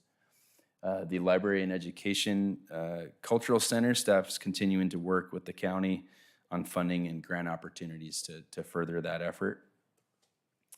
As in our sidewalk projects category, we have Yucaipa Boulevard ADA improvements from 3rd to 4th Street, our last segment here in this part of town. Reallocation of TFF funds from another project will allow for the construction of this project to begin and be completed next fiscal year. And then next we have our traffic facilities category. This is the last category here I'll go through for us tonight. And once again, updating here on the Wildwood Canyon Road interchange. We're well into the development of the environmental impact report as a part of our PAED phase with Caltrans for that new interchange. And it's a long process to go through that Caltrans review, and we expect that this phase of engineering and environmental to be completed in the spring of 2025. Next, we have the Yucaipa Boulevard widening project from 15th Street to the 10 freeway. A few different categories here. With the completion of phase 1 and 2, we can now initiate the median landscaping improvements next fiscal year. And as a part of this project, going back to 2016-17, the improvements on Avenue E and Hampton with that intersection at Yucaipa Boulevard, as well as the widening of Avenue E from Yucaipa Boulevard to Dunlap Boulevard is incorporated as a part of this project. And those widening improvements on Avenue E between Yucaipa Boulevard and Dunlap, the design has been completed, and we expect to be under construction in fiscal year 22-23. Next, the County Line Road Corridor Project. Once again, just revisiting this, this larger project here that's currently under construction with the Calamasa Partnership and those intersection improvements that are going in and our continued coordination with them during construction. And then our last project listed here for an update on our presentation is the Avenue E intersection improvements from Bryant Street to Fifth Street. This ties into, the intersection improvements on Avenue E and Fifth, being a dual lane roundabout, tie into the Phase 2 widening of Fifth Street between Yucaipa Boulevard and Avenue E. And the design for these two segments is substantially complete, and we expect to be under construction here in the next fiscal year. And as you can see, we're continuing to actively design and construct many projects that have been prioritized through our adoption of the CIP and annual budget process. Many active CIP projects underway, many of which are large in scale. And due to the number of the larger projects being processed, other than some additional phases of the existing projects, there are no new CIP projects presented with this current draft CIP. And finally, this last slide includes a summary of anticipated construction costs over the next 3 years, since some of them are a little bit longer than 1-year contracts. So once again, we see that total cost for these different categories summing up to a little over $40 million for the next 3 years to accomplish some of our, many of our CIP projects that are underway. And with that, it is staff's recommendation that City Council review the draft 7-year capital improvement program, the draft CIP for fiscal years 2022, 2023 through 2028, 2029, and direct staff as appropriate. That concludes the presentation, and be happy to answer any questions that you may have about any of our projects. Thank you. Any questions or comments of staff? That's it? That's all you had? You know I'm being sarcastic. There's a lot going on in our city, for sure. Yeah, it's a lot of good stuff, lots of really good stuff. I have one question about the medians on Yucaipa Boulevard between the freeway and, say, 18th Street. I saw that where they were in there for landscaping. Is there a way to maybe expedite that so it's we can get it finished when they have that Yucaipa point ready to go? Yeah, we can so we certainly can kind of coincide with the opening there. We can prioritize that design effort and get that out to bid. I believe we can. That'd be awesome. Good report, by the way. Yes, sir. I following up on Councilman Bogue's joke, it's impressive. It was a long list, and I think it's important to go through it all so that everybody hears that the city of Yucaipa is not treating the taxpayer monies, whether it's direct tax money or grants or all these programs that the city seeks out, so we're not spending all of our money on improvements. The city of Yucaipa staff are working their tails off to make Yucaipa safer. Low water crossings, paving the roads. People don't see it. I see it on social media all the time with complaints about when is the road going to be paved. It's happening. I mean, our expenditures are going out, and our parks, our mountain bike courses, they're being processed. We're putting the city in a better place than it was. And I'm sure there's people who are listening who remember the "Don't Drown, Go Round" signs up at all of our low water crossings, because they used to be rivers going through our city. And so the city of Yucaipa is we're not the city of Yucaipa Savings and Trust. We're spending the money to make the city safer and more enjoyable for all of our community. So hats off to the staff. You guys are doing an outstanding job. Thank you. I think Justin got an applause. Yeah. Okay, we'll go ahead and move forward. This requires a vote to approve the improvement program. Do I hear a motion to approve it? So moved. I'll second. First? And we have a second. If no further discussion, all in favor? Aye. Aye. Any opposed? The ayes carry it. Thank you very much. Good job, gentlemen. We have a lot of work ahead of us. I'm glad we're not doing anything brand new. If I may, Mr. Mayor, Yes. just for the record, this will also be presented to the Planning Commission next meeting and come back to council for final approval with the budget in June, just for the record. Okay, thank you. Thank you for that. We're going to go ahead and move on to public hearings. And this is for item number 16. We'll go ahead and open up the public hearing for the Yucaipa Disposal 2021 Annual Report Solid Waste Rate Adjustment, Annual Single-Family Residential Property Tax Roll Billing for fiscal year 22-23 and Household Hazardous Waste Collection Agreement. And I believe Trash. It's there, me. Jennifer, I didn't see you, I'm sorry. Thank you. Jennifer will give the presentation. Yeah, thank you, Mayor Avila and Council. As you stated, this is a public hearing item pursuant to Prop 218. And just to note, as of 3 o'clock today, the city has received 0 protests regarding this item. However, I do know you have 2 public speakers on this one item.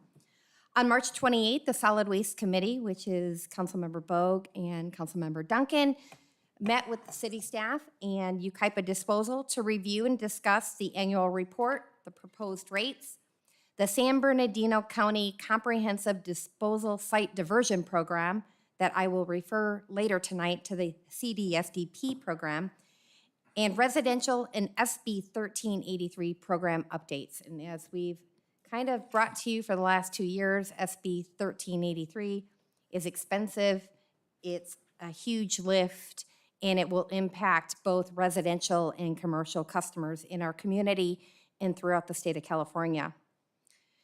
So the first topic will be the CDSDP program. It began in 2007 with the approved amendment to the Waste Disposal Agreement in 2007.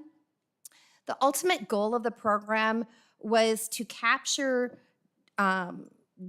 divertible materials at the landfill. So we cannot control self-haul, non-franchise commercial loads and roll-off loads that go to the landfill. So when a lot of cities didn't have their recycling programs, C&D programs, which is construction and demolition, and other type of recycling local programs, we kind of partnered with the County of San Bernardino to collect it at the landfill. A surcharge was added to those type of loads that came, and then the people, if it was identified at the gate that there was divertible material, they would kind of direct people to a different area of the landfill. The materials would be sourced, separated, and then recycled to meet AB 939 goals. The city has been informed recently that all self-haul loads that bring commingled recycling, which is like a roll-off with concrete, drywall, wood, all in one load, that they are being charged still a $12 per ton fee. However, the material is being landfilled due to unavailable labor at the landfill. So we are really no longer capturing divertible materials there. In addition, with new legislation, Cal Green and SB 1383, minimum diversion at the landfill, local programs that are now in place, and cost-saving benefits to self-haul and trash roll-off loads, the Solid Waste Committee recommends terminating Yucaipa's participation in the CDSDP program, which is recommendation number 1 before you in the staff report. The second item that I'd like to bring to your attention is the Household Hazardous Waste Collection Contract. Since incorporation, the city is contracted with the county to administer our local HHW collection program and hold one HHW e-waste collection event here in the city of Yucaipa. For the last several years, we've held this event at the Equestrian Arena. I think some of you have attended, and we appreciate that as staff. Contract costs associated with this year's annual event was approximately $29,000, and that doesn't include any staff time in terms of staff working the event and even public works staff to help throughout the week set up and tear down. The following slide on the screen summarizes the total amount of residents using collection centers that are located throughout the county, and there are 15, and that's the second column. And then the middle column is the number of residents from 2017 to 2022 that have attended the one annual e-waste event in the community. And then the far right column total, it gives you the overall pounds collected at the collection centers throughout the county and at our one local event. Most of the residents here in Yucaipa take advantage of the Redlands Collection Center that is run by the county. It's open every Saturday from 9 to 2. And they also attend the Highland, or actually it's San Bernardino Airport Collection Facility, and that's open Monday through Friday from 9 to 4. So we do have a lot of our residents not wanting to hold on to the e-waste or electronic waste for the entire year for the one event. They're starting to take advantage of the collection centers around the county. Based on this level of participation and the costs associated with holding the annual event, staff requested that the county present 2 contract options for you to consider tonight, which is on the next slide. The option for $428,000 would be the cost associated with the 5 years versus not having the event. The total contract would be $262,115. Eliminating the one annual event a year would save $166,413.28 in overall contract costs. On May 11th, 2020, a member of the Solid Waste Committee met with city staff to review the HHW program, the level of participation, which are the slides I'm presenting to you this evening, and contract options.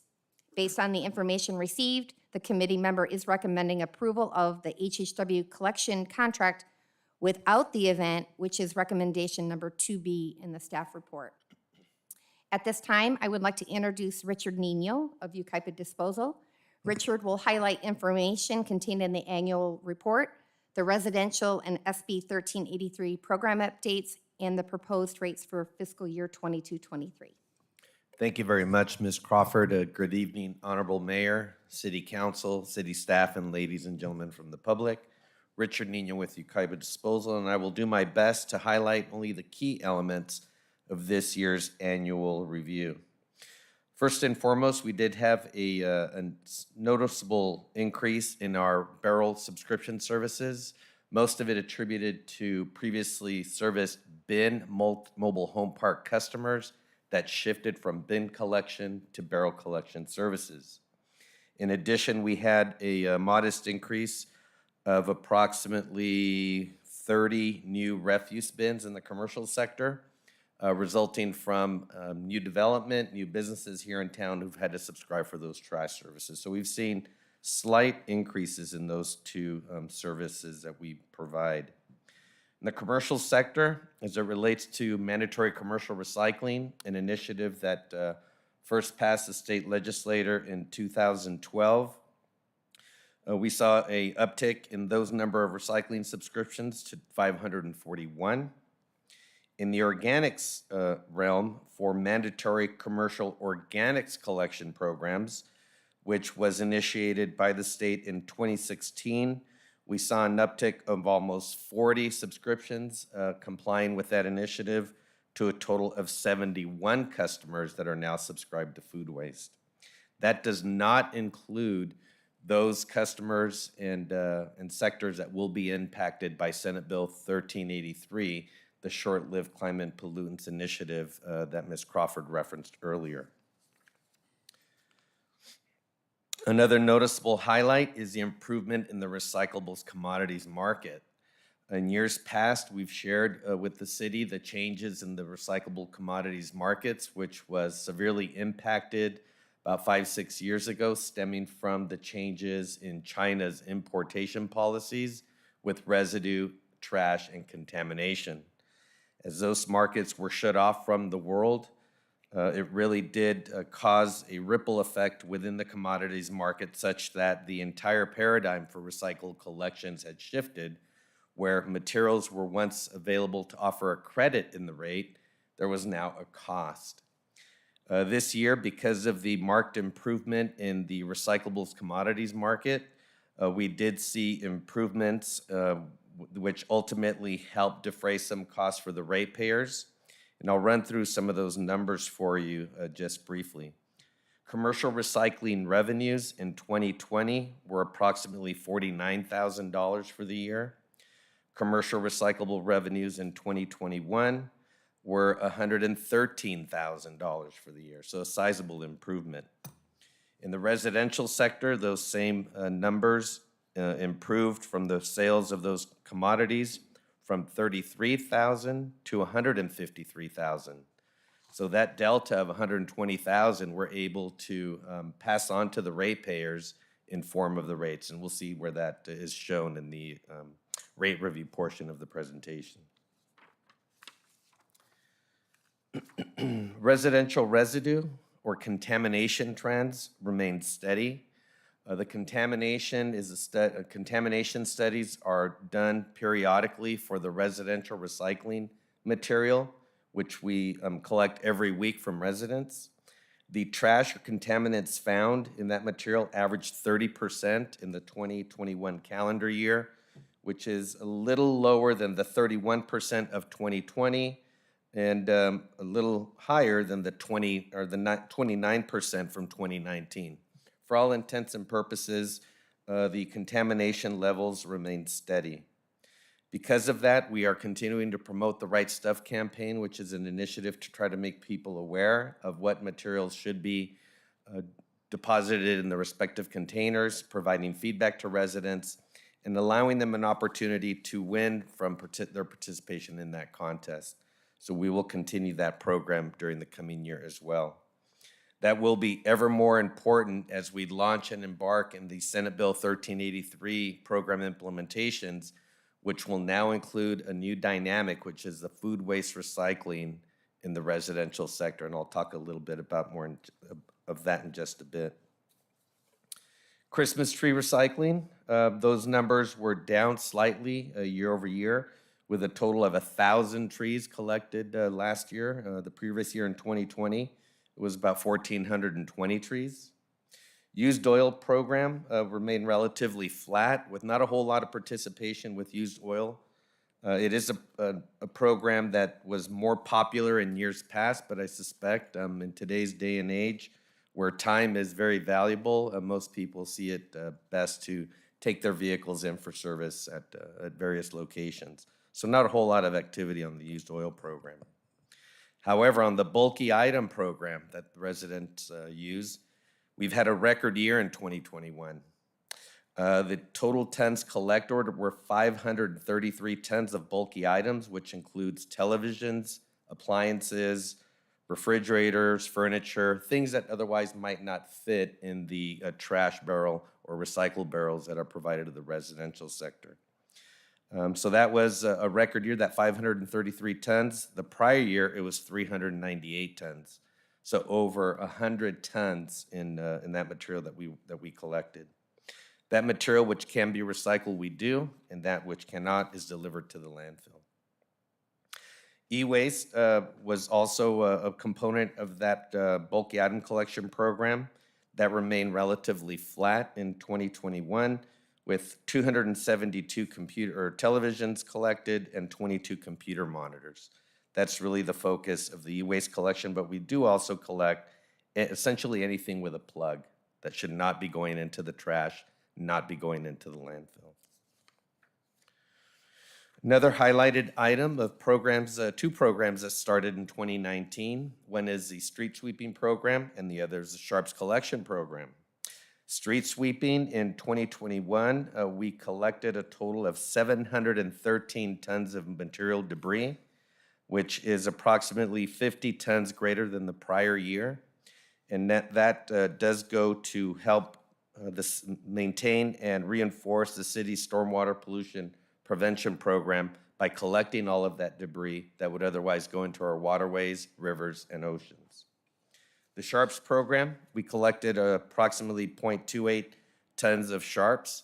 We have a container just outside the sheriff's office for individuals in the community to properly dispose of their Sharps items, the Lancets, for those that potentially self-medicate at home. Those items are not to be placed in the trash or recycling containers, but rather utilizing a container that is available at City Hall for the proper disposal and containment of Sharps that can then be deposited into the container outside of the Sheriff's Department. Lastly, based on the overall collection of materials collected and recycled by Burtech, the collected materials diversion stood at in 2021 at 37.5% diversion. With the most recent reports that were submitted to the state, the city's recycling and diversion programs were seen to be satisfactory and compliant with all elements in the now very extensive list of requirements imposed by Sacramento. As I mentioned earlier in the conversation, that the 1383 implementation is coming. Organics recycling, organic separation, and more importantly, above and beyond that, the proper separation of all materials in all containers. I mentioned earlier that we did waste studies on the recycling container. With this legislation, there will be audits and reviews of every waste stream or container type. In the residential sector, it requires in the regulation that we evaluate all of the containers 2 times a year in 2 distinct seasons. So we're likely going to do evaluations now on not only the recycling, but also the organics container and the trash container. The whole intent to make sure that the materials are being properly source separated, and that requirement is specified in the state regulation. Moving on to the rate review worksheet, I will refer to this slide here before you. But before I do that, I want to highlight some of the key components that make up the annual rate review process. For the operator fee, there is an adjustment to that cost that is based on the consumer price index, of which Burtech is afforded 90% of that amount. For this fiscal year review, the CPI number came in at 3.83%, and 90% of that is 3.45%. That is the adjustment for Burtech's hauling and collection services that pay for the truck maintenance, insurances, labor, all the benefits that are afforded them, maintenance, overhead administration, and customer service. The other cost factors are related to disposal or processing costs, and I will go through that, those 3 components for the 60-gallon customer, which has approximately 10,000 subscriptions, the most common residential service that residents have opted to subscribe to. If you look at the table that's up on the board, you'll see the option 1 is the item that was selected by the committee as a recommended rate structure, wherein it includes a subsidy factor such that the increases for all subscriptions at either the 15-gallon, 30-gallon, or 60-gallon trash barrel subscription would go up by the same percentage amount. The other 2 options that were presented is option 2, reducing the subsidies on 15-gallon and 30-gallon, and option 3, where the increase would be the same dollar amount for all services.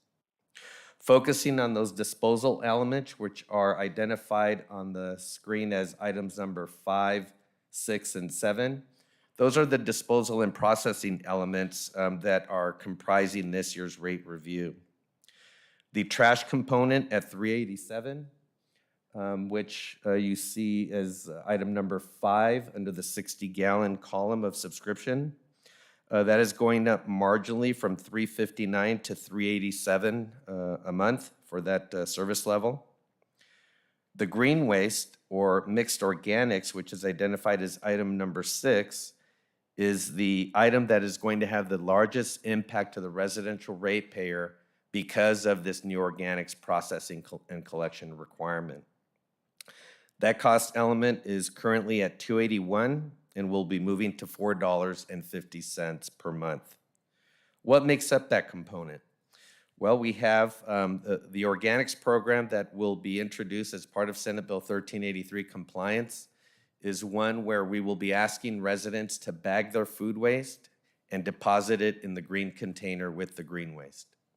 The material will be delivered to a organics processing facility where we will separate the bagged food waste and then clean the respective waste streams. We will clean all of the green waste, make sure all the contaminants are pulled out of there because we do receive contamination in the green waste currently, not as high as we do on the recycling. It's probably about 5%. Once we separate the food waste bags, we will liberate the food waste from the food waste bags, blend it, clean it, and then reintroduce it at a specific ratio with the green waste to make compost and or mulch. That line item obviously increases from $2.81 to $4.50, which is a proposed rate for that program element. We recognize that during the first year of this program, there's going to be a lot of learning, a lot of education, and probably lower participation on the front end. Because of that, we are phasing in the organics processing tip fee to not capture it in its entirety, recognizing that it's going to ramp up over time. So next year is when we will see the second adjustment to that tip fee as more and more volume is introduced into that waste stream. The following line item is line item number 7, which is identified on the slide at 255, actually at 187, but the current amount is $2.55. That is a recycling cost component, which, because of the improved commodity values, that cost element is decreasing by approximately 70 cents per month. So we're able to pass that on to the ratepayers. The balance of the fees that that are included in the rates are a culmination of numerous city fees. And there is one fee related to e-waste that we were able to eliminate this year from the cost structure. It was previously 12 cents a month, and that is now coming in at 0 cents a month. There is now more value in some of that e-waste where we're now able to offer that program at no charge to customers. And there are also other opportunities for folks to recycle their e-waste. You may have seen in the neighborhood some e-waste collection events that are done as fundraising opportunities. We would encourage the public to continue to use those in order to help to sustain some of your nonprofits. The balance of the rate review includes the transfer of those cost elements to the commercial sector, which is comprised of an assembly of services that include trash, recycling, food waste, green waste, and a culmination of various roll-off and ancillary services for these the businesses and multifamily complexes. The same cost elements are applied to that rate structure or those rate structures, and you have the details of those respective cost components in your rate review packet, but they are essentially the same cost elements. With the advent of 1383, that is really the new program that we'll be talking a lot about and introducing into the public. We are working closely with city staff to address all of the various elements and components within Senate Bill 1383. The largest impact to the public at large, what they'll be hearing about and what really catches people's attention is recycling food waste at home. That concept is one that is rather new and one that we've recognized is going to take a lot of education and outreach. So the collection program is going to really catch people's attention. We're going to promote it extensively as we've already started in the city's community services guide. There's an article here announcing the program. We intend to do more education and outreach once the city council approves whatever program option it decides is best for the community. We intend to publish, or actually mail postcards for the tax roll billing element, which was included in the presentation as well. Pending the city council's final decision on the proposal, we will then be in a position to mail those postcards to make folks aware that they have an option to avoid the tax roll billing, and that is doing the prepay option that we developed several years ago in an effort to try to accommodate some of those requests and concerns. With 1383, above and beyond the education outreach and the collection program, there's a very intensive administrative aspect of it, which includes tracking and monitoring, documenting the implementation record, a procurement and purchasing requirement that will be quite the imposition on city staff and the city. The requirement to purchase recycled organic waste products, be it either compost, mulch, gas, or electricity that is derived from these various technologies in recycling organic waste. And then an enforcement piece where we have to monitor and see who's doing the right sorting of materials, who's subscribed to the right levels of service, and help the city get to the goal that ultimately CalRecycle will be scrutinizing. We've already seen a heightened level of interest from Sacramento, where traditionally the meetings that we have with them have been limited to once a year. And this year already, I think we're 2, maybe 3 meetings in with CalRecycle, and we'll likely have several more before the end of the year. They're really keeping a finger on the pulse to see what cities are doing the right thing and marching towards compliance, to then identify those that are not and address those accordingly. So we're doing the best that we can to have and meet the minimal requirements of the state, trying to mitigate cost and cost impacts to the ratepayers. As we're learning through the various options that are available to reach said compliance, we will be reviewing all of those elements and introducing them to city staff for review and concurrence so that we proceed forward as such. With that, I know there's a lot of information in the material, but I'll do my best to answer any questions that you may have. All right, thank you. Is that the complete presentation there?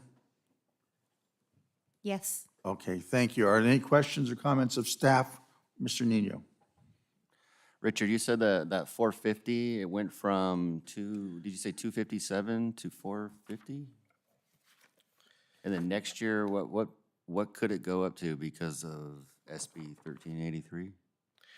That 450 is from 281 to 450? Well, that's a good question.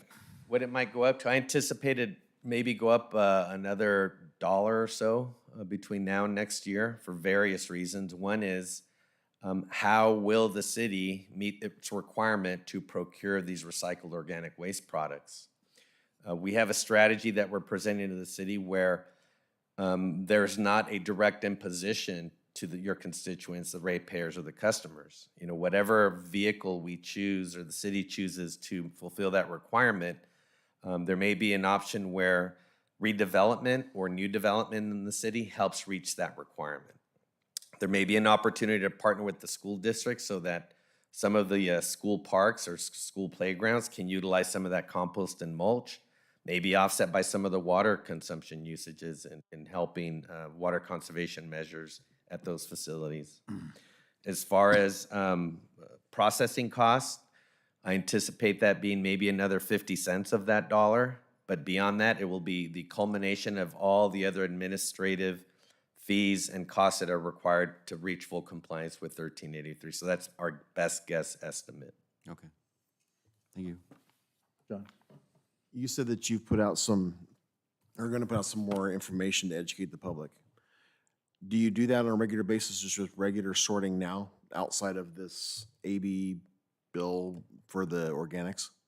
Yeah, we currently have a annual newsletter that is mailed out to every single resident, as well as a quarterly newsletter that is available electronically on the city's website.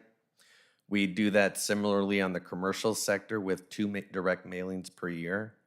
On our social media pages, we've had, God, I don't know, maybe 20 or so postings on social media related to the organics legislation. We had a direct mailing to all commercial and multifamily businesses related to this initiative, as well as there was a buck slip that was included in one of the mailings as well to all residential customers to make them aware of what's coming. One of those or 2 of those mailings had a QR code where you could take a picture of it, and it was led to a video talking about 1383. So our first tackle is let's educate people about why we're doing this, what the law says, why we're even worried about diverting and recycling food waste from the landfill. The next series of education and outreach pieces will be multifaceted, where we have some direct mailings going to the residential sector. There too is also another QR code with another video on how to recycle food waste at home. We have additional outreach about what is organics. You know, I was at a meeting last year, the end of last year, and we were talking about this regulation. The comments I heard back was from an individual who had already started some organics recycling at home. And that individual's family member said, well, I don't need to worry about recycling organics because I don't buy organic vegetables and fruits from my grocery store.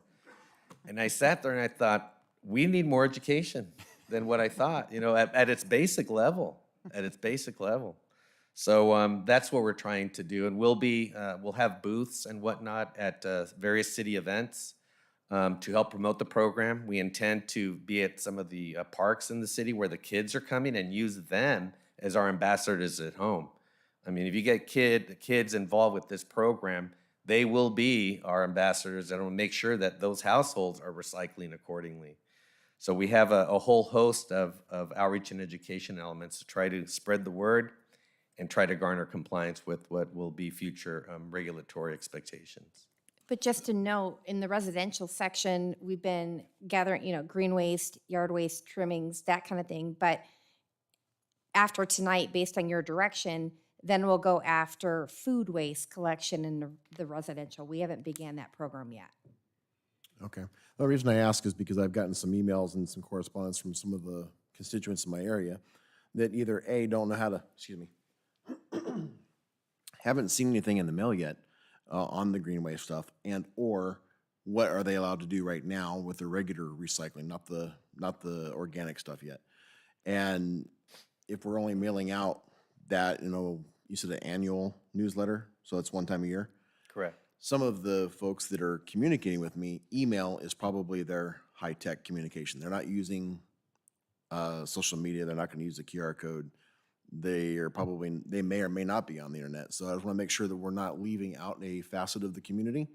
That I appreciate using the high-tech stuff for our younger group, but some of our other folks that aren't tech-savvy still need the old-fashioned way of in the mail, and if it got mixed up in a flyer in the mail at one time and they didn't see it, they got to wait 12 months to figure out what they're supposed to be doing. So we might want to look at maybe a couple times a year, maybe, in the mail.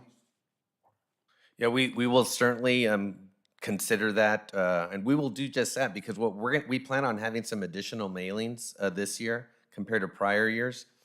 One of the initiatives that we had embarked upon was trying to move away from newsletters because we were doing them quarterly previously or 4 times a year. And it was a lot of repetition with the same content. I mean, collecting trash and recycling your recyclables and keeping your green clean, there's only so many ways you can tell it, but I don't suspect that everyone's reading that newsletter every time we sent it out. We will include that extended scope of programming information with our mailings this year. You brought up a good point about emails, and there's no question about that there's really no single way to educate and inform the public because some people like reading a hard copy of something, others like social media. I don't even know how to use it very well, but fortunately we have people at our company that can. Emails, another good point. We hope to be able to utilize people's email addresses that they may provide to us to do email notifications, which in our opinion is certainly a better and more environmentally responsible way to communicate things rather than printing stuff and getting it out in the mail. That is especially a dynamic change had been when we switched from the tax roll billing, from the direct billing to tax roll billing. And that was one of the considerations that we had in the change is having a more robust annual newsletter going out and then the electronic newsletters the other quarter. But with the advent of 1383 and some mailings that we'll do, we'll incorporate a little bit more of that other education. Thank you. Education, certainly important. Getting the word out there. Partnership, I think, is going to be big, working with big entities and collaborating with different stakeholders. I said it before, I'm going to say it again. I think enforcement is going to be extraordinarily difficult for whomever is tasked with, whether it be somebody with Yucaipa Disposal or with somebody with the city. And good luck, Cal Recycle, with imposing any type of punitive means, because there's just, quite frankly, there's not going to be any way that I see that we're going to be able to track and truly enforce with the traditional term of enforcement, whether or not somebody is complying. Because once I put that trash can on the curb, I have no control over what happens to it. And I said it before, we have a municipal code that strictly prohibits going through waste containers once they're out. Dumpster diving is not a thing that is allowed in the city of Yucaipa, and yet it happens because, quite frankly, we don't have the staff to be the dumpster police.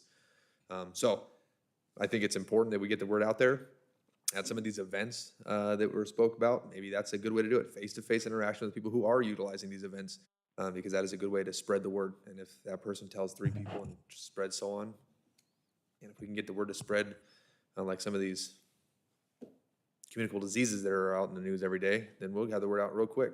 So, like I said, best of luck to whoever has to be tasked with the enforcement of this state mandate. It's fascinating to me that I'm living in a fairy tale land now where trash is so important and separating trash. And we've actually had discussions about cameras on the trash trucks to make sure that the trash is adequately separated. And I think that's fascinating.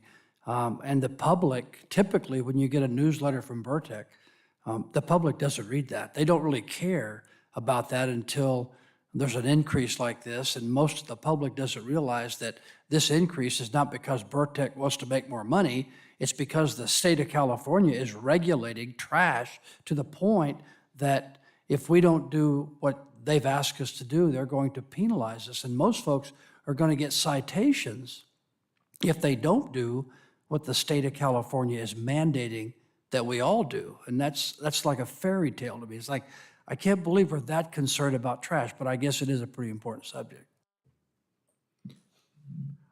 To follow up on Mayor Pro Tem's comments, how are you going to monitor and enforce those who choose to not comply with the mandates, especially with the organic waste? Great question. There are 2 means that are provided for in the regulation. One is what they refer to as waste evaluations, where we take random samples of the various waste streams that is representative of the community at large, contain it, and then deliver it to a location where they will do a study. So that's the waste evaluation process. If you take a large sample for that evaluation process and there is excessive contamination in that stream, you have to educate everybody with mail, emails. It'll probably be a mailer of some sort. So when we were looking at the economics of that exercise, we said, okay, we're not going to do 10,000 in our sample, because if we get over the 25% contamination mark, we're gonna have to send out 10,000 letters. 10,000 letters at 50 some odd cents a pop, that adds up real quick. So we revisited the reg and said, okay, how can we throttle this down? Because no matter how you slice it up, you have to figure out a way to cut costs. So we've done a little more research on that waste evaluation provision, and we intend to use that on a smaller scale to collect from the various residential sectors and different parts of the city. So waste evaluation would be utilized on the residential sector, throttling those numbers down as small as we can. On the commercial or bin service sector, we plan on flipping lids, actually looking in the container to see what's there. Now, a lot of commercial and multifamily generators put their stuff in bags and then they throw it in the bin. Sometimes there's generators who don't put stuff in bags. I would gather that for that type of generator who doesn't bag everything, we're probably going to have a better visibility to whatever they are or not depositing in that container. But you can only see so much at the top when you flip the lid. What's below that first layer of solid waste in that container, your guess is as good as mine. There's some entities out there that are actually cutting bags open to then see what's inside the bag and stirring it all up to get a good view at it. There was one consultant that just shared with me as part of our roundtabling as an industry to try to address some of these requirements. And the feedback from that exercise was, well, if you're gonna have me or have someone cut open a bag, you don't know what's in there. It could be biohazard, hazardous waste. So now what you need a hazmat suit to look at in a trash dumpster? Maybe, maybe not, but we're making a push back to the state saying that the regulation does not say you have to cut open bags. It doesn't say you have to start throwing bags out and then refilling it. Flip the lid, see if you see any gross contamination, and if that works, then we're gonna count that. We are continually working with our commercial and multifamily sector to garner support and compliance with both the mandatory commercial recycling and mandatory organics recycling. As we launch 1383, there will be additional information going out, and many times some of these businesses ask for a waste audit. So when we're out there doing a waste audit, we're going to see and observe the contamination that's there and try to knock out a couple birds with one stone so that we now do these route reviews or flipping lids on the commercial and multifamily sector, and a throttle back version of the waste evaluations on the residential sector. Currently, the statute does not dictate what percentage of your generators have to be audited or reviewed. When we were at an industry conference last fall, there were 2 cities that said, well, we're gonna do 20% of every generator and do the waste evaluation. I said, well, that's pretty ambitious. I wanna do like 5, maybe even less if we can. So our residential percentage now is throttling down to below 5%. So we're getting close to just trying to lower impact cost. And on the commercial sector, it'll be anywhere between 5 and 10% that we do audits.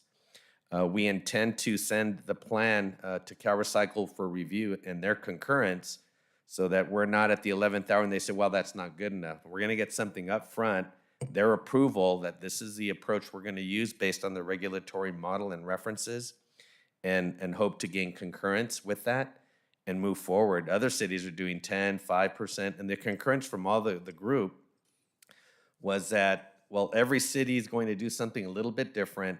CalRecycle is going to dissect, review, and assess all of that information on the contamination monitoring, and then maybe determine that there is a level of percentage number that everyone has to reach. It's not included in the reg now, so to the degree that we can capitalize on that, that is our intent. Okay, and one more question from me that has to do with e-waste. Our annual e-waste recycling thing that we do every year, you notice it's trending down from 459 to 370 or something like that. Is that pretty consistent with all of your other communities that participate in this program? Yeah, you know, year over year, that was the delta or the change. But if you go back to what was happening in 2020, all tonnages were up. You know, e-waste was generally up. Recyclables was up. Trash was up. Green waste, because everybody was at home doing stuff at home and not going to work, not going to school. But to your question specifically, the trends are consistent with what we're seeing there. Okay, all right. That's it. Now it's time for public comment, and thank you for your patience for those who want to speak. The first person is Victor Theotig. I think I saw him leave earlier. Victor, are you here? No? Okay. And then we have Randy Allen. Mr. Allen, you have 3 minutes. Thank you, Mr. Mayor and council members. My name is Randy Allen. I reside at 12630 12th Street in Yucaipa. And the gentleman just did a great presentation, and I really enjoyed it. I'd like to invite him down to my house to pick up all the grass clippings and trash that I have to pick up when their driver is slinging that barrel back off of the truck. And, you know, so we're talking about a rate increase for a company that does not provide what I call great service. They came in here several years ago and cried and whined about money not being collected from the residents. The city council awarded them a contract of putting it on the property taxes, which is fine. They've come back every year requesting a rate increase, and the city council always grants it for them. And, you know, at some point in time, they need to tighten their belt like we do in the general public, because inflation is biting all of us in the rear end. I just like to ask two things of the city council. And that's one, deny them of this rate increase and any future increases in this year of 2022. And number two, I'd like to see it put out a contract for other collection companies, just like you do other city contracts. Why do they have a monopoly on this? Answer? Thank you. Appreciate the time. Thank you, sir. Are there, just for the record, are there any other people who would like to comment on this issue? Okay, hearing none. Mr. Nino, would you care to have a rebuttal, or are you good?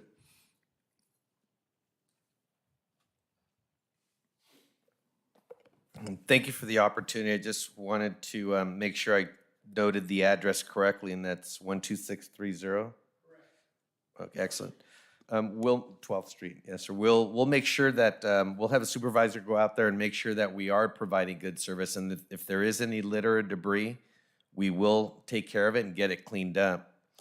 As far as tightening belts, you know, in years past, we have foregone some of our CPI adjustments. And I believe last year we did some of that, or only a partial, and we did not come back to the city and say, okay, we need that money back. That was our contribution and commitment to trying to help during the pandemic years. So I think we did do that in trying to help the community. The balance of the adjustments are related to the cost of collecting the trash and delivering it to the landfill, collecting green waste, recyclables, and getting that processed. And the balance of those adjustments year over year are related to cover those costs. The city has a waste delivery agreement with the county of San Bernardino, and we are directed to take that material to the county landfill. The county landfill does have its annual adjustments, and these increases are in place to cover those costs. So to the degree that we can help Yucaipa constituents and residents, we try to do that, as evidenced by the removal of the e-waste fee and the recyclables commodity market doing what it did to the rates. Thank you. Thank you. I think it's, can I say something? Yes. I think it's important to note that we actually sit through a committee hearing. I know, I'm not sure if Bob was in this latest one, but we do sit through this and we go through every one of these little items, and it's a deeper explanation, and it's open to the public.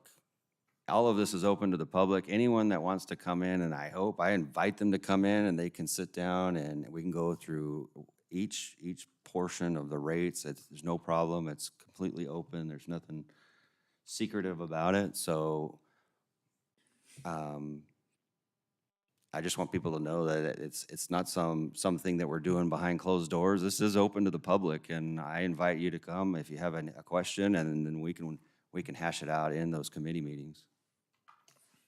All right, thank you. Mr. Duncan. When we sat through these meetings and listened to all the cost adjustments in the state of California regulations and how that's affecting the trash, you know, I don't like to pay more for my trash pickup either, but the fact of the matter is that it is a reality that everything goes up every year, whether you tighten your belt or not. It's just the way things are in this great state that we live in. Okay, but you know, why don't we go ahead and close the public hearing and we can offer the comments now. Go ahead.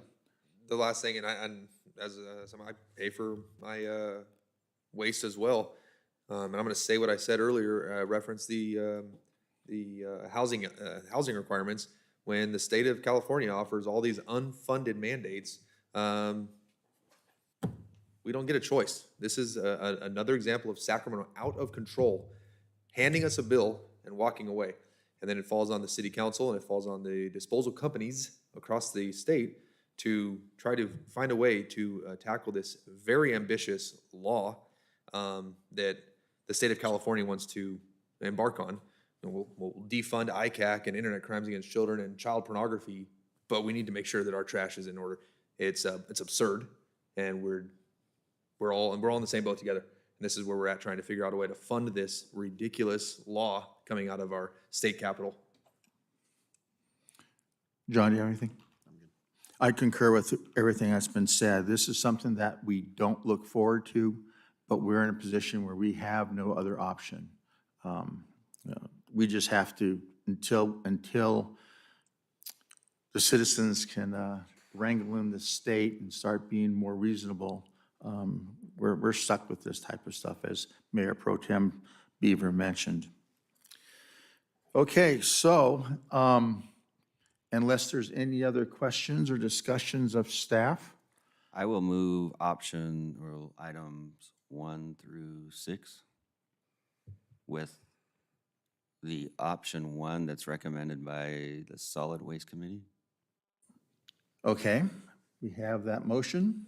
Wait a Which, minute. I'm sorry, I have 2 options here, right? I have option 2, so it'd be 2B and then 4A. Did you get that? yes. Okay. So we have the motion to recommend option 2B and 4A. And then the other items. Correct. I'll second. Okay, we have a first and a second. Any further discussion on this issue? If not, may I call for a vote? All in favor? Aye. Aye. Any opposed? Hearing none, the motion carries. Thank you, and thank you, we heard you. But we're all in this boat together, and we'll do our best to try to mitigate some of this stuff as we can. Okay, moving on to item number 17, is it? Yes, sir. Okay. That'd be Ben Matlock, Division 5 Overlay Districts, to establish a College Village Overlay District and to adopt overlay district guidelines consistent with the general plan as updated in 2016. Ben.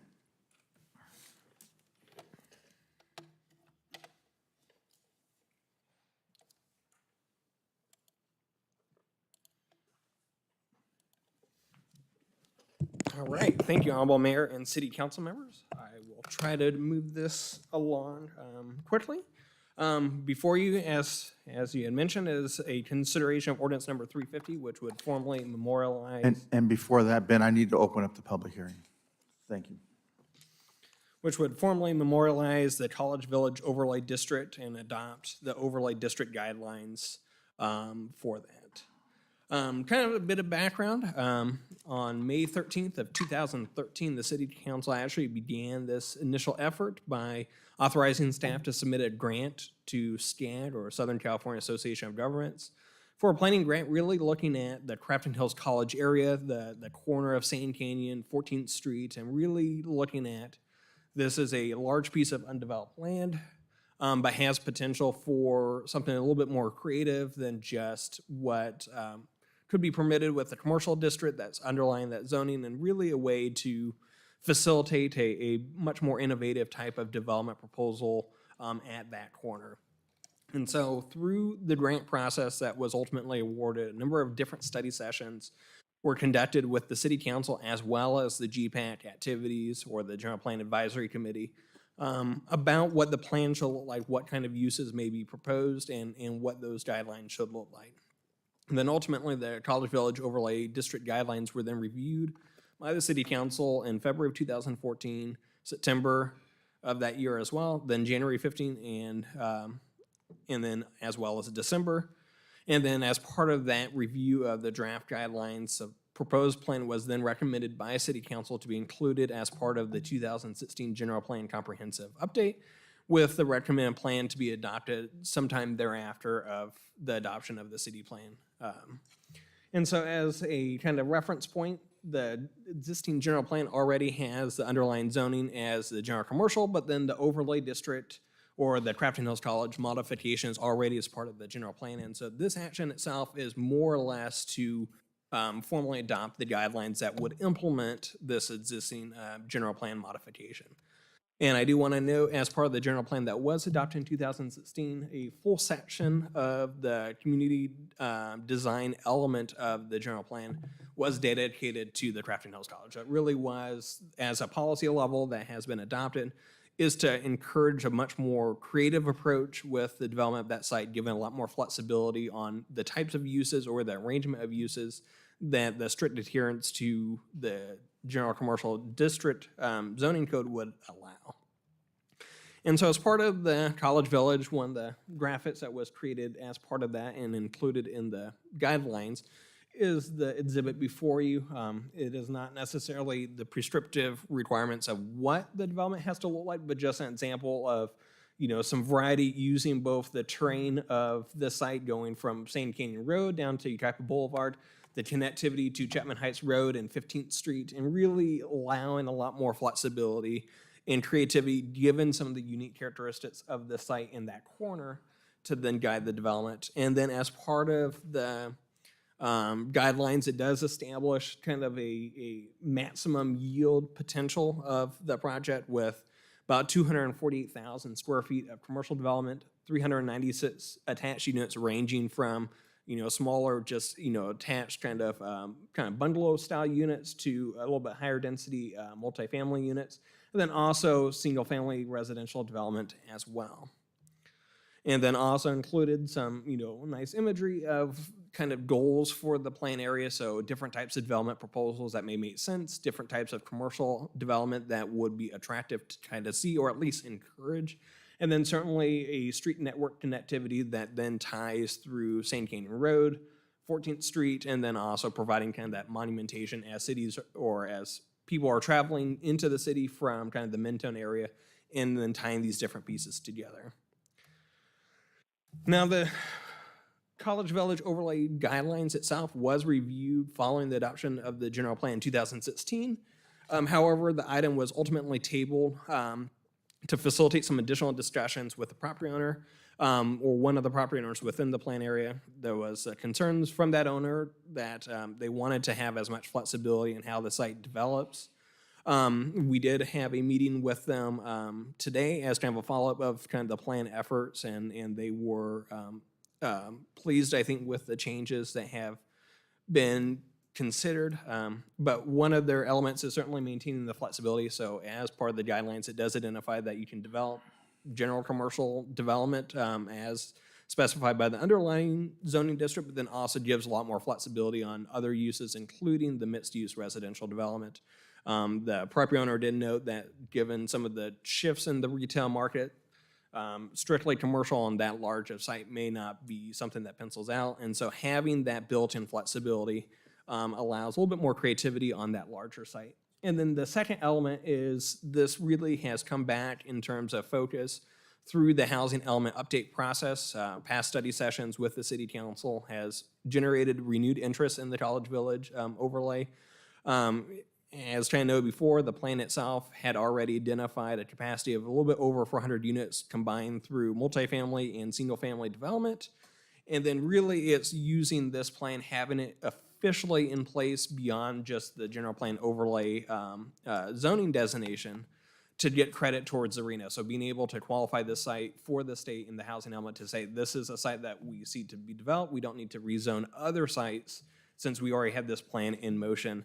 And so as part of it in the past study sessions, as well as the draft housing element that had been reviewed by Plan Commission and City Council, reviewed by HCD, and then the draft housing element has been reviewed again by City Council or by Plan Commission for adoption and will be coming forth in the next meeting, really is that the units do have to be by right. And so council provided previous direction for 100 of those units to be by right to facilitate the development and to meet the arena requirements, but no more. And then part of it was also that the plan itself does that framework has to be in place prior to the housing element adoption. So since we are nearing that timeline, we wanted to make sure that we are in a position to receive the credit for this plan since it had already gone through a lot of efforts through city council, prior study sessions, and really making sure that we don't lose the ability to count units that we had already planned for before. And so that's why we are here tonight. And you know, certainly as I noted, the plan does have a lot of imagery and ideas of some development types that would be attractive or encouraged. It certainly does not prescribe exactly what the development is. It does give some flexibility for the underlying property owners to work with developers to move something forward, but certainly making sure that a plan is in place so that we can get credit for these efforts as part of the housing element. And I do want to note as well, as part of the environmental review, the general plan EIR, or environmental impact report, did assess the overlay, the development potential of these capacities before. And so the plan itself, other than the modification for the 100 units by right to receive that credit, no subsequent review is then required. I'm happy to answer any questions that the council may have on the project, and that's my presentation. All righty, any questions of staff? I do. So this was something that we've hashed out for many years. I mean, I remember going back, the initial, was it TOD, was it some TAD or Todd grant or something that we discussed? We hashed this thing out for years and years. And I believe we came to an agreement, was it in 2016? Okay, so we came and we went through tons of studies, we did this. And we came to an agreement in 2016, and I thought we were finished there. What is throwing me is that I didn't know anything about us revisiting this until this came up on Thursday. Is this going through a committee? What is this going through? It's just like it's been thrown at us, something that we completed 6 years ago, and I'm kind of curious why. You said you spoke to the owners today. It's as if we're trying to jam something in last minute. I don't know. I just want you to bring to light why this is happening. I'm not quite sure. So I think for context, this plan, as you did mention, did go to City Council for adoption in 2016. So it was essentially at that finish line. During that adoption process, one of the property owners had some concerns. They wanted to make sure that the land use design that was referenced here isn't the plan you have to do, that they could, work through the design elements if they have their property, what that may look like, where stuff may ultimately go. And so in order to facilitate that discussion, the project was tabled to allow that discussion, and ultimately never came back. And so it's been something that's been in the final review stuff. All the council comments that had been done in 2016 had been done. It just had never formally been voted on to be then implemented and be codified from that result. And so through the housing. But you said you talked to the owners just today. There was and a meeting we've with had this since Thursday, and I already thought Thursday seemed like this was something that was just jammed down. But you only contacted the owners today? We had a meeting with the owners just to go over the last changes that were with it.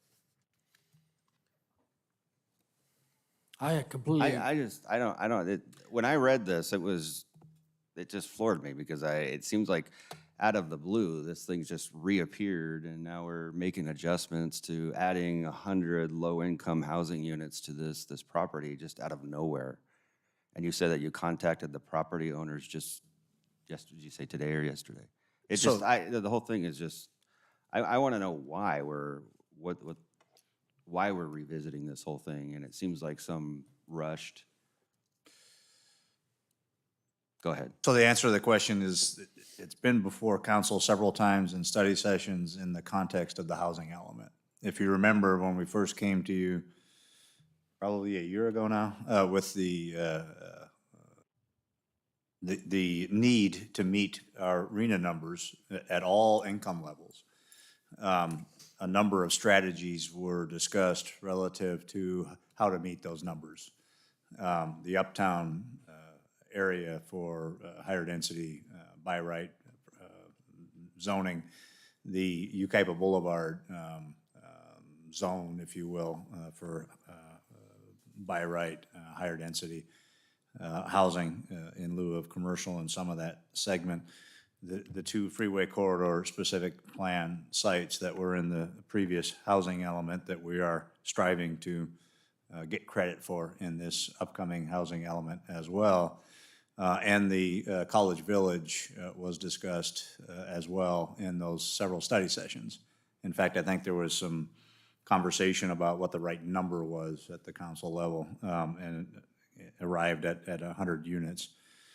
In So terms, is HCD asking you to codify this right now? Is that what's going on? Or? it's in front of HCD for what we hope is a final review and approval based on those several study sessions.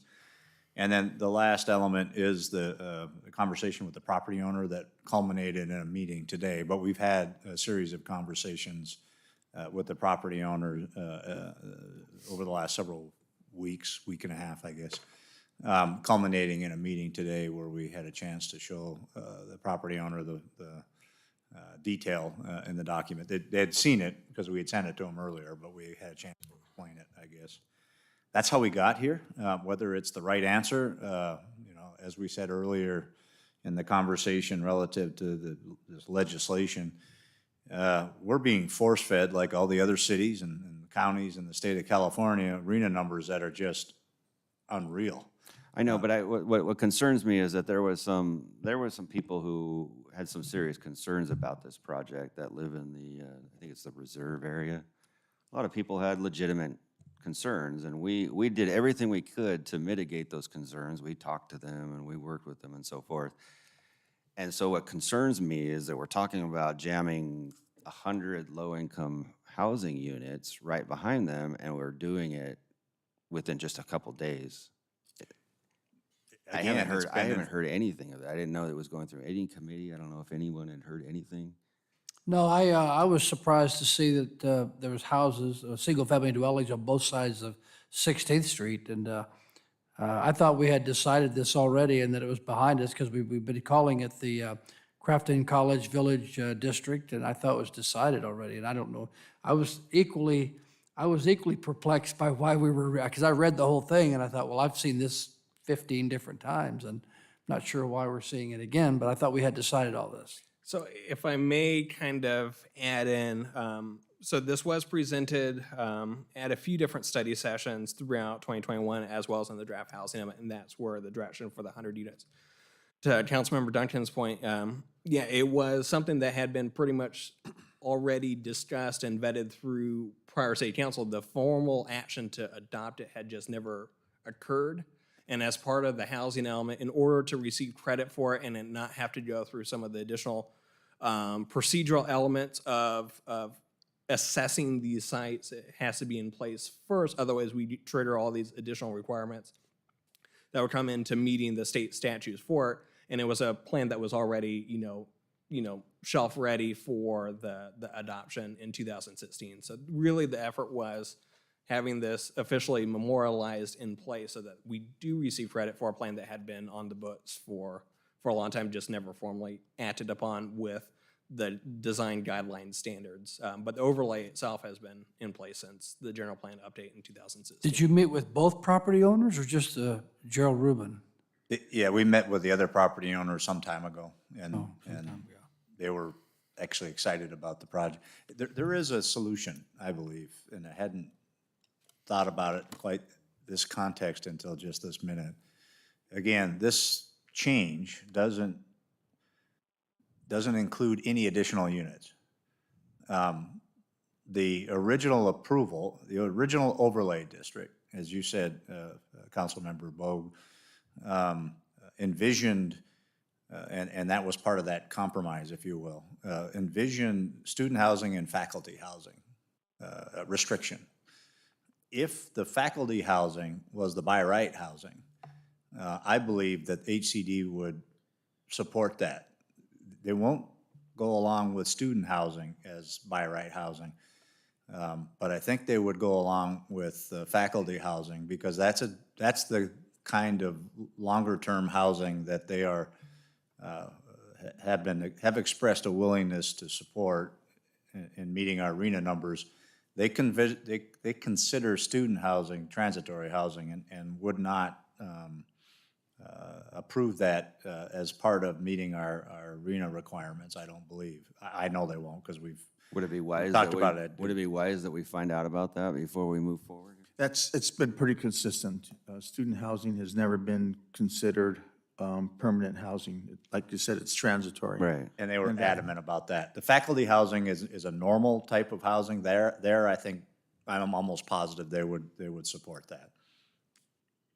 I don't think there's a need to confirm that and slow down the adoption of the housing element process. We're already somewhat at risk. We're already late, like so many cities in the state, because of the HCD review process time. So if direction is to the by right housing would only be faculty housing, I believe it meets the requirements for HCD and it's consistent with the original plan. And the low-income housing doesn't mean necessarily families. We could make that senior housing.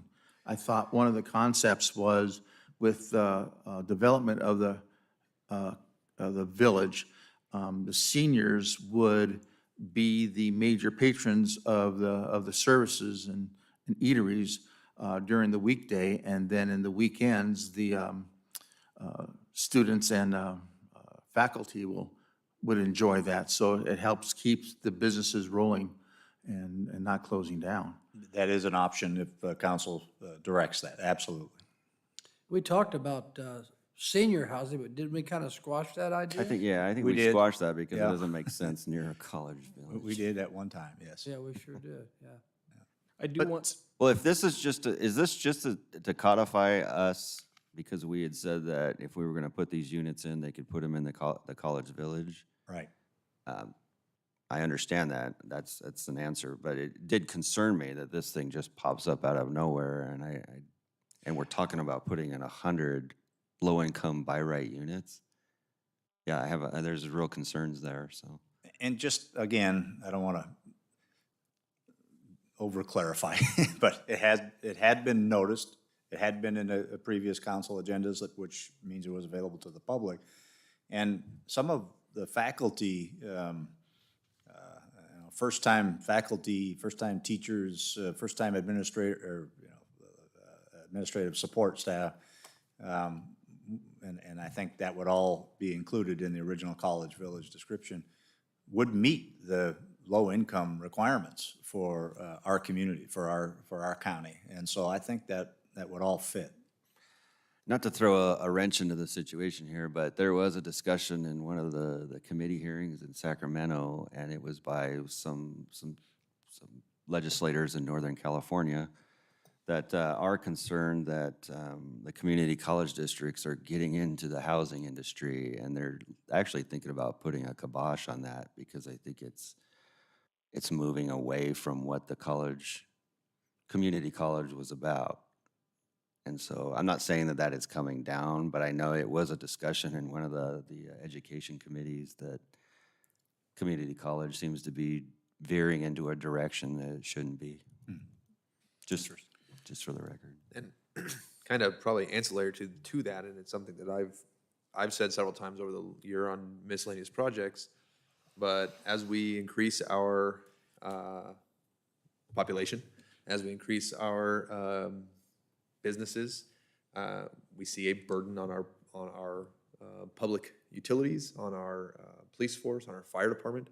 And I'm curious, because we keep on saying things in terms like faculty and student housing, I'm curious to know what type, if any, commitment the school, Crafton Hills College and their big sister school of San Maria Valley College and their police department that they will have on maybe an MOU with the county sheriff's office, having some type of responsibility for patrolling this, providing some type of service for law enforcement in this. I mean, it's right across the street.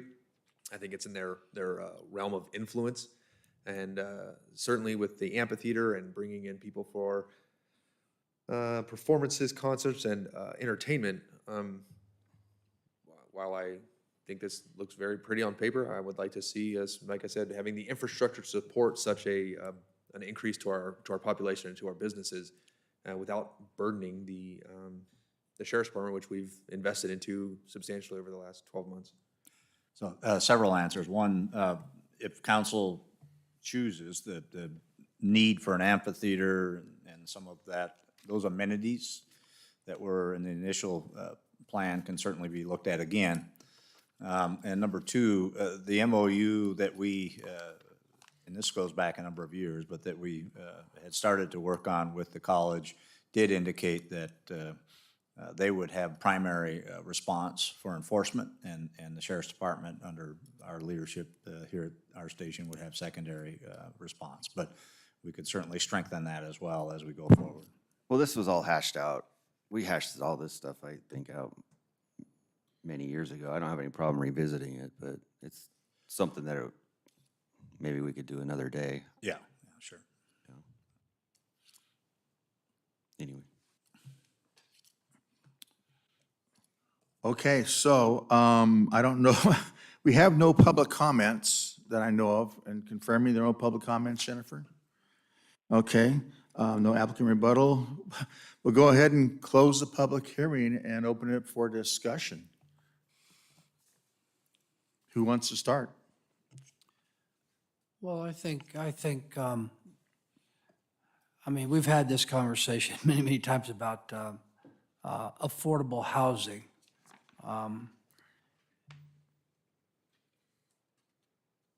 And obviously, we're going to be forced into this with the state of California on some level. When you say affordable housing at this location, what does that look like as far as like, is that $1,600 a month for a 2-bedroom, 2-bath, or is that, what is that exactly, affordable housing? Because that's a pretty high number, but if we're talking about something that's subsidized by somebody, I'm not really interested in that at all, but I mean, what are we talking about as far as affordable housing? It would be very similar, I think, to the Eagle projects. Of course, those have been age restricted in terms of the income levels. So I think 75%, 75% of those units were basically market rate. The other 25% less than market rate, but they had kind of an income strata that included the 75% or 70% at market rate. And I know at one point, the Crafton College, before they changed their director or their president, they were talking about coming into some money, $150 million, and then they were going to participate or they were going to help with this.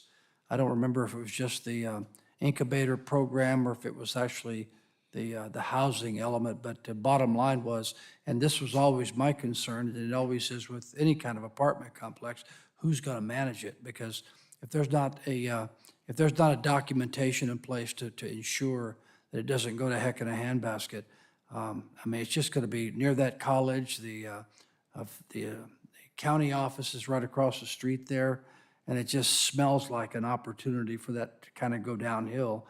And I don't want to see any area in Yucaipa do that. Our uptown is already sort of in that condition because of the fact that it's an older area and every transient that comes to town seems to end up in the uptown. And I just don't want to see this happen here. But I don't know. I don't know how I feel about it at this point completely. Great. A couple of things. One is that we, with careful planning, as we've done with other projects, and as we talked about in the past, we would have a management that would take care of all those problems that you've expressed. And I'm going to say this, we need to quit stereotyping what our college kids are like. My daughter lived in Davis, and she was in this huge, massive, it was just a street, a cul-de-sac street, and it was all nothing but apartments, student housing. And if you got out of line, you were given one warning. If you got out of line again, your parents were called to tell them to pick up the stuff because they got kicked out. And it was an annual lease. And there was just no screwing around. So we can apply some standards like that for if we choose to have student housing. The other part is that we need to quit thinking that old people like me don't do anything. I like to think I'm so vibrant and that I go out and have dinner and maybe enjoy a beer or two, not as often as I used to, but I still go out in the weeks and we can have senior housing. And those 55 plus, at 55, what do we say, the 55 is the new 40? And so we're still, you know, as seniors, we're still active. It's not like we're going to have 85-year-old people with walkers and things. That's not the demographic we're looking for. But I think we can get a senior community in there who is youthful and like that type of stuff. Who knows? They might be part-time teachers at the college. So we can't just stereotype and think we're going to have this. There are ways to mitigate our concerns. So with that, if there's no further discussion, who wants to make a motion or not make a motion? Is there any more discussion? And I'll have to read the title if it does get motion for approval. So if you would like, I can do that now. I'm sorry, say that again? I have to read the title of the ordinance. Yes, go ahead, sir. All right, ordinance number 350, an ordinance of the City Council of the City of Yucaipa, California, amending Volume 2 Development Code of the Yucaipa Municipal Code to amend Chapter 4 Land Use Modifications of Division 5 Overlay Districts to establish College Village Overlay District. All right, do I have a motion? And how much of this is going to be by right? In other words, if we approve this, this item 17 and approve this as part of our housing element, how much of this construction is going to be by right as opposed to going through the planning process? So it was only 100 units as directed from City Council at prior housing element related study session. So only 100 units, the rest of them would still have the CUP requirement.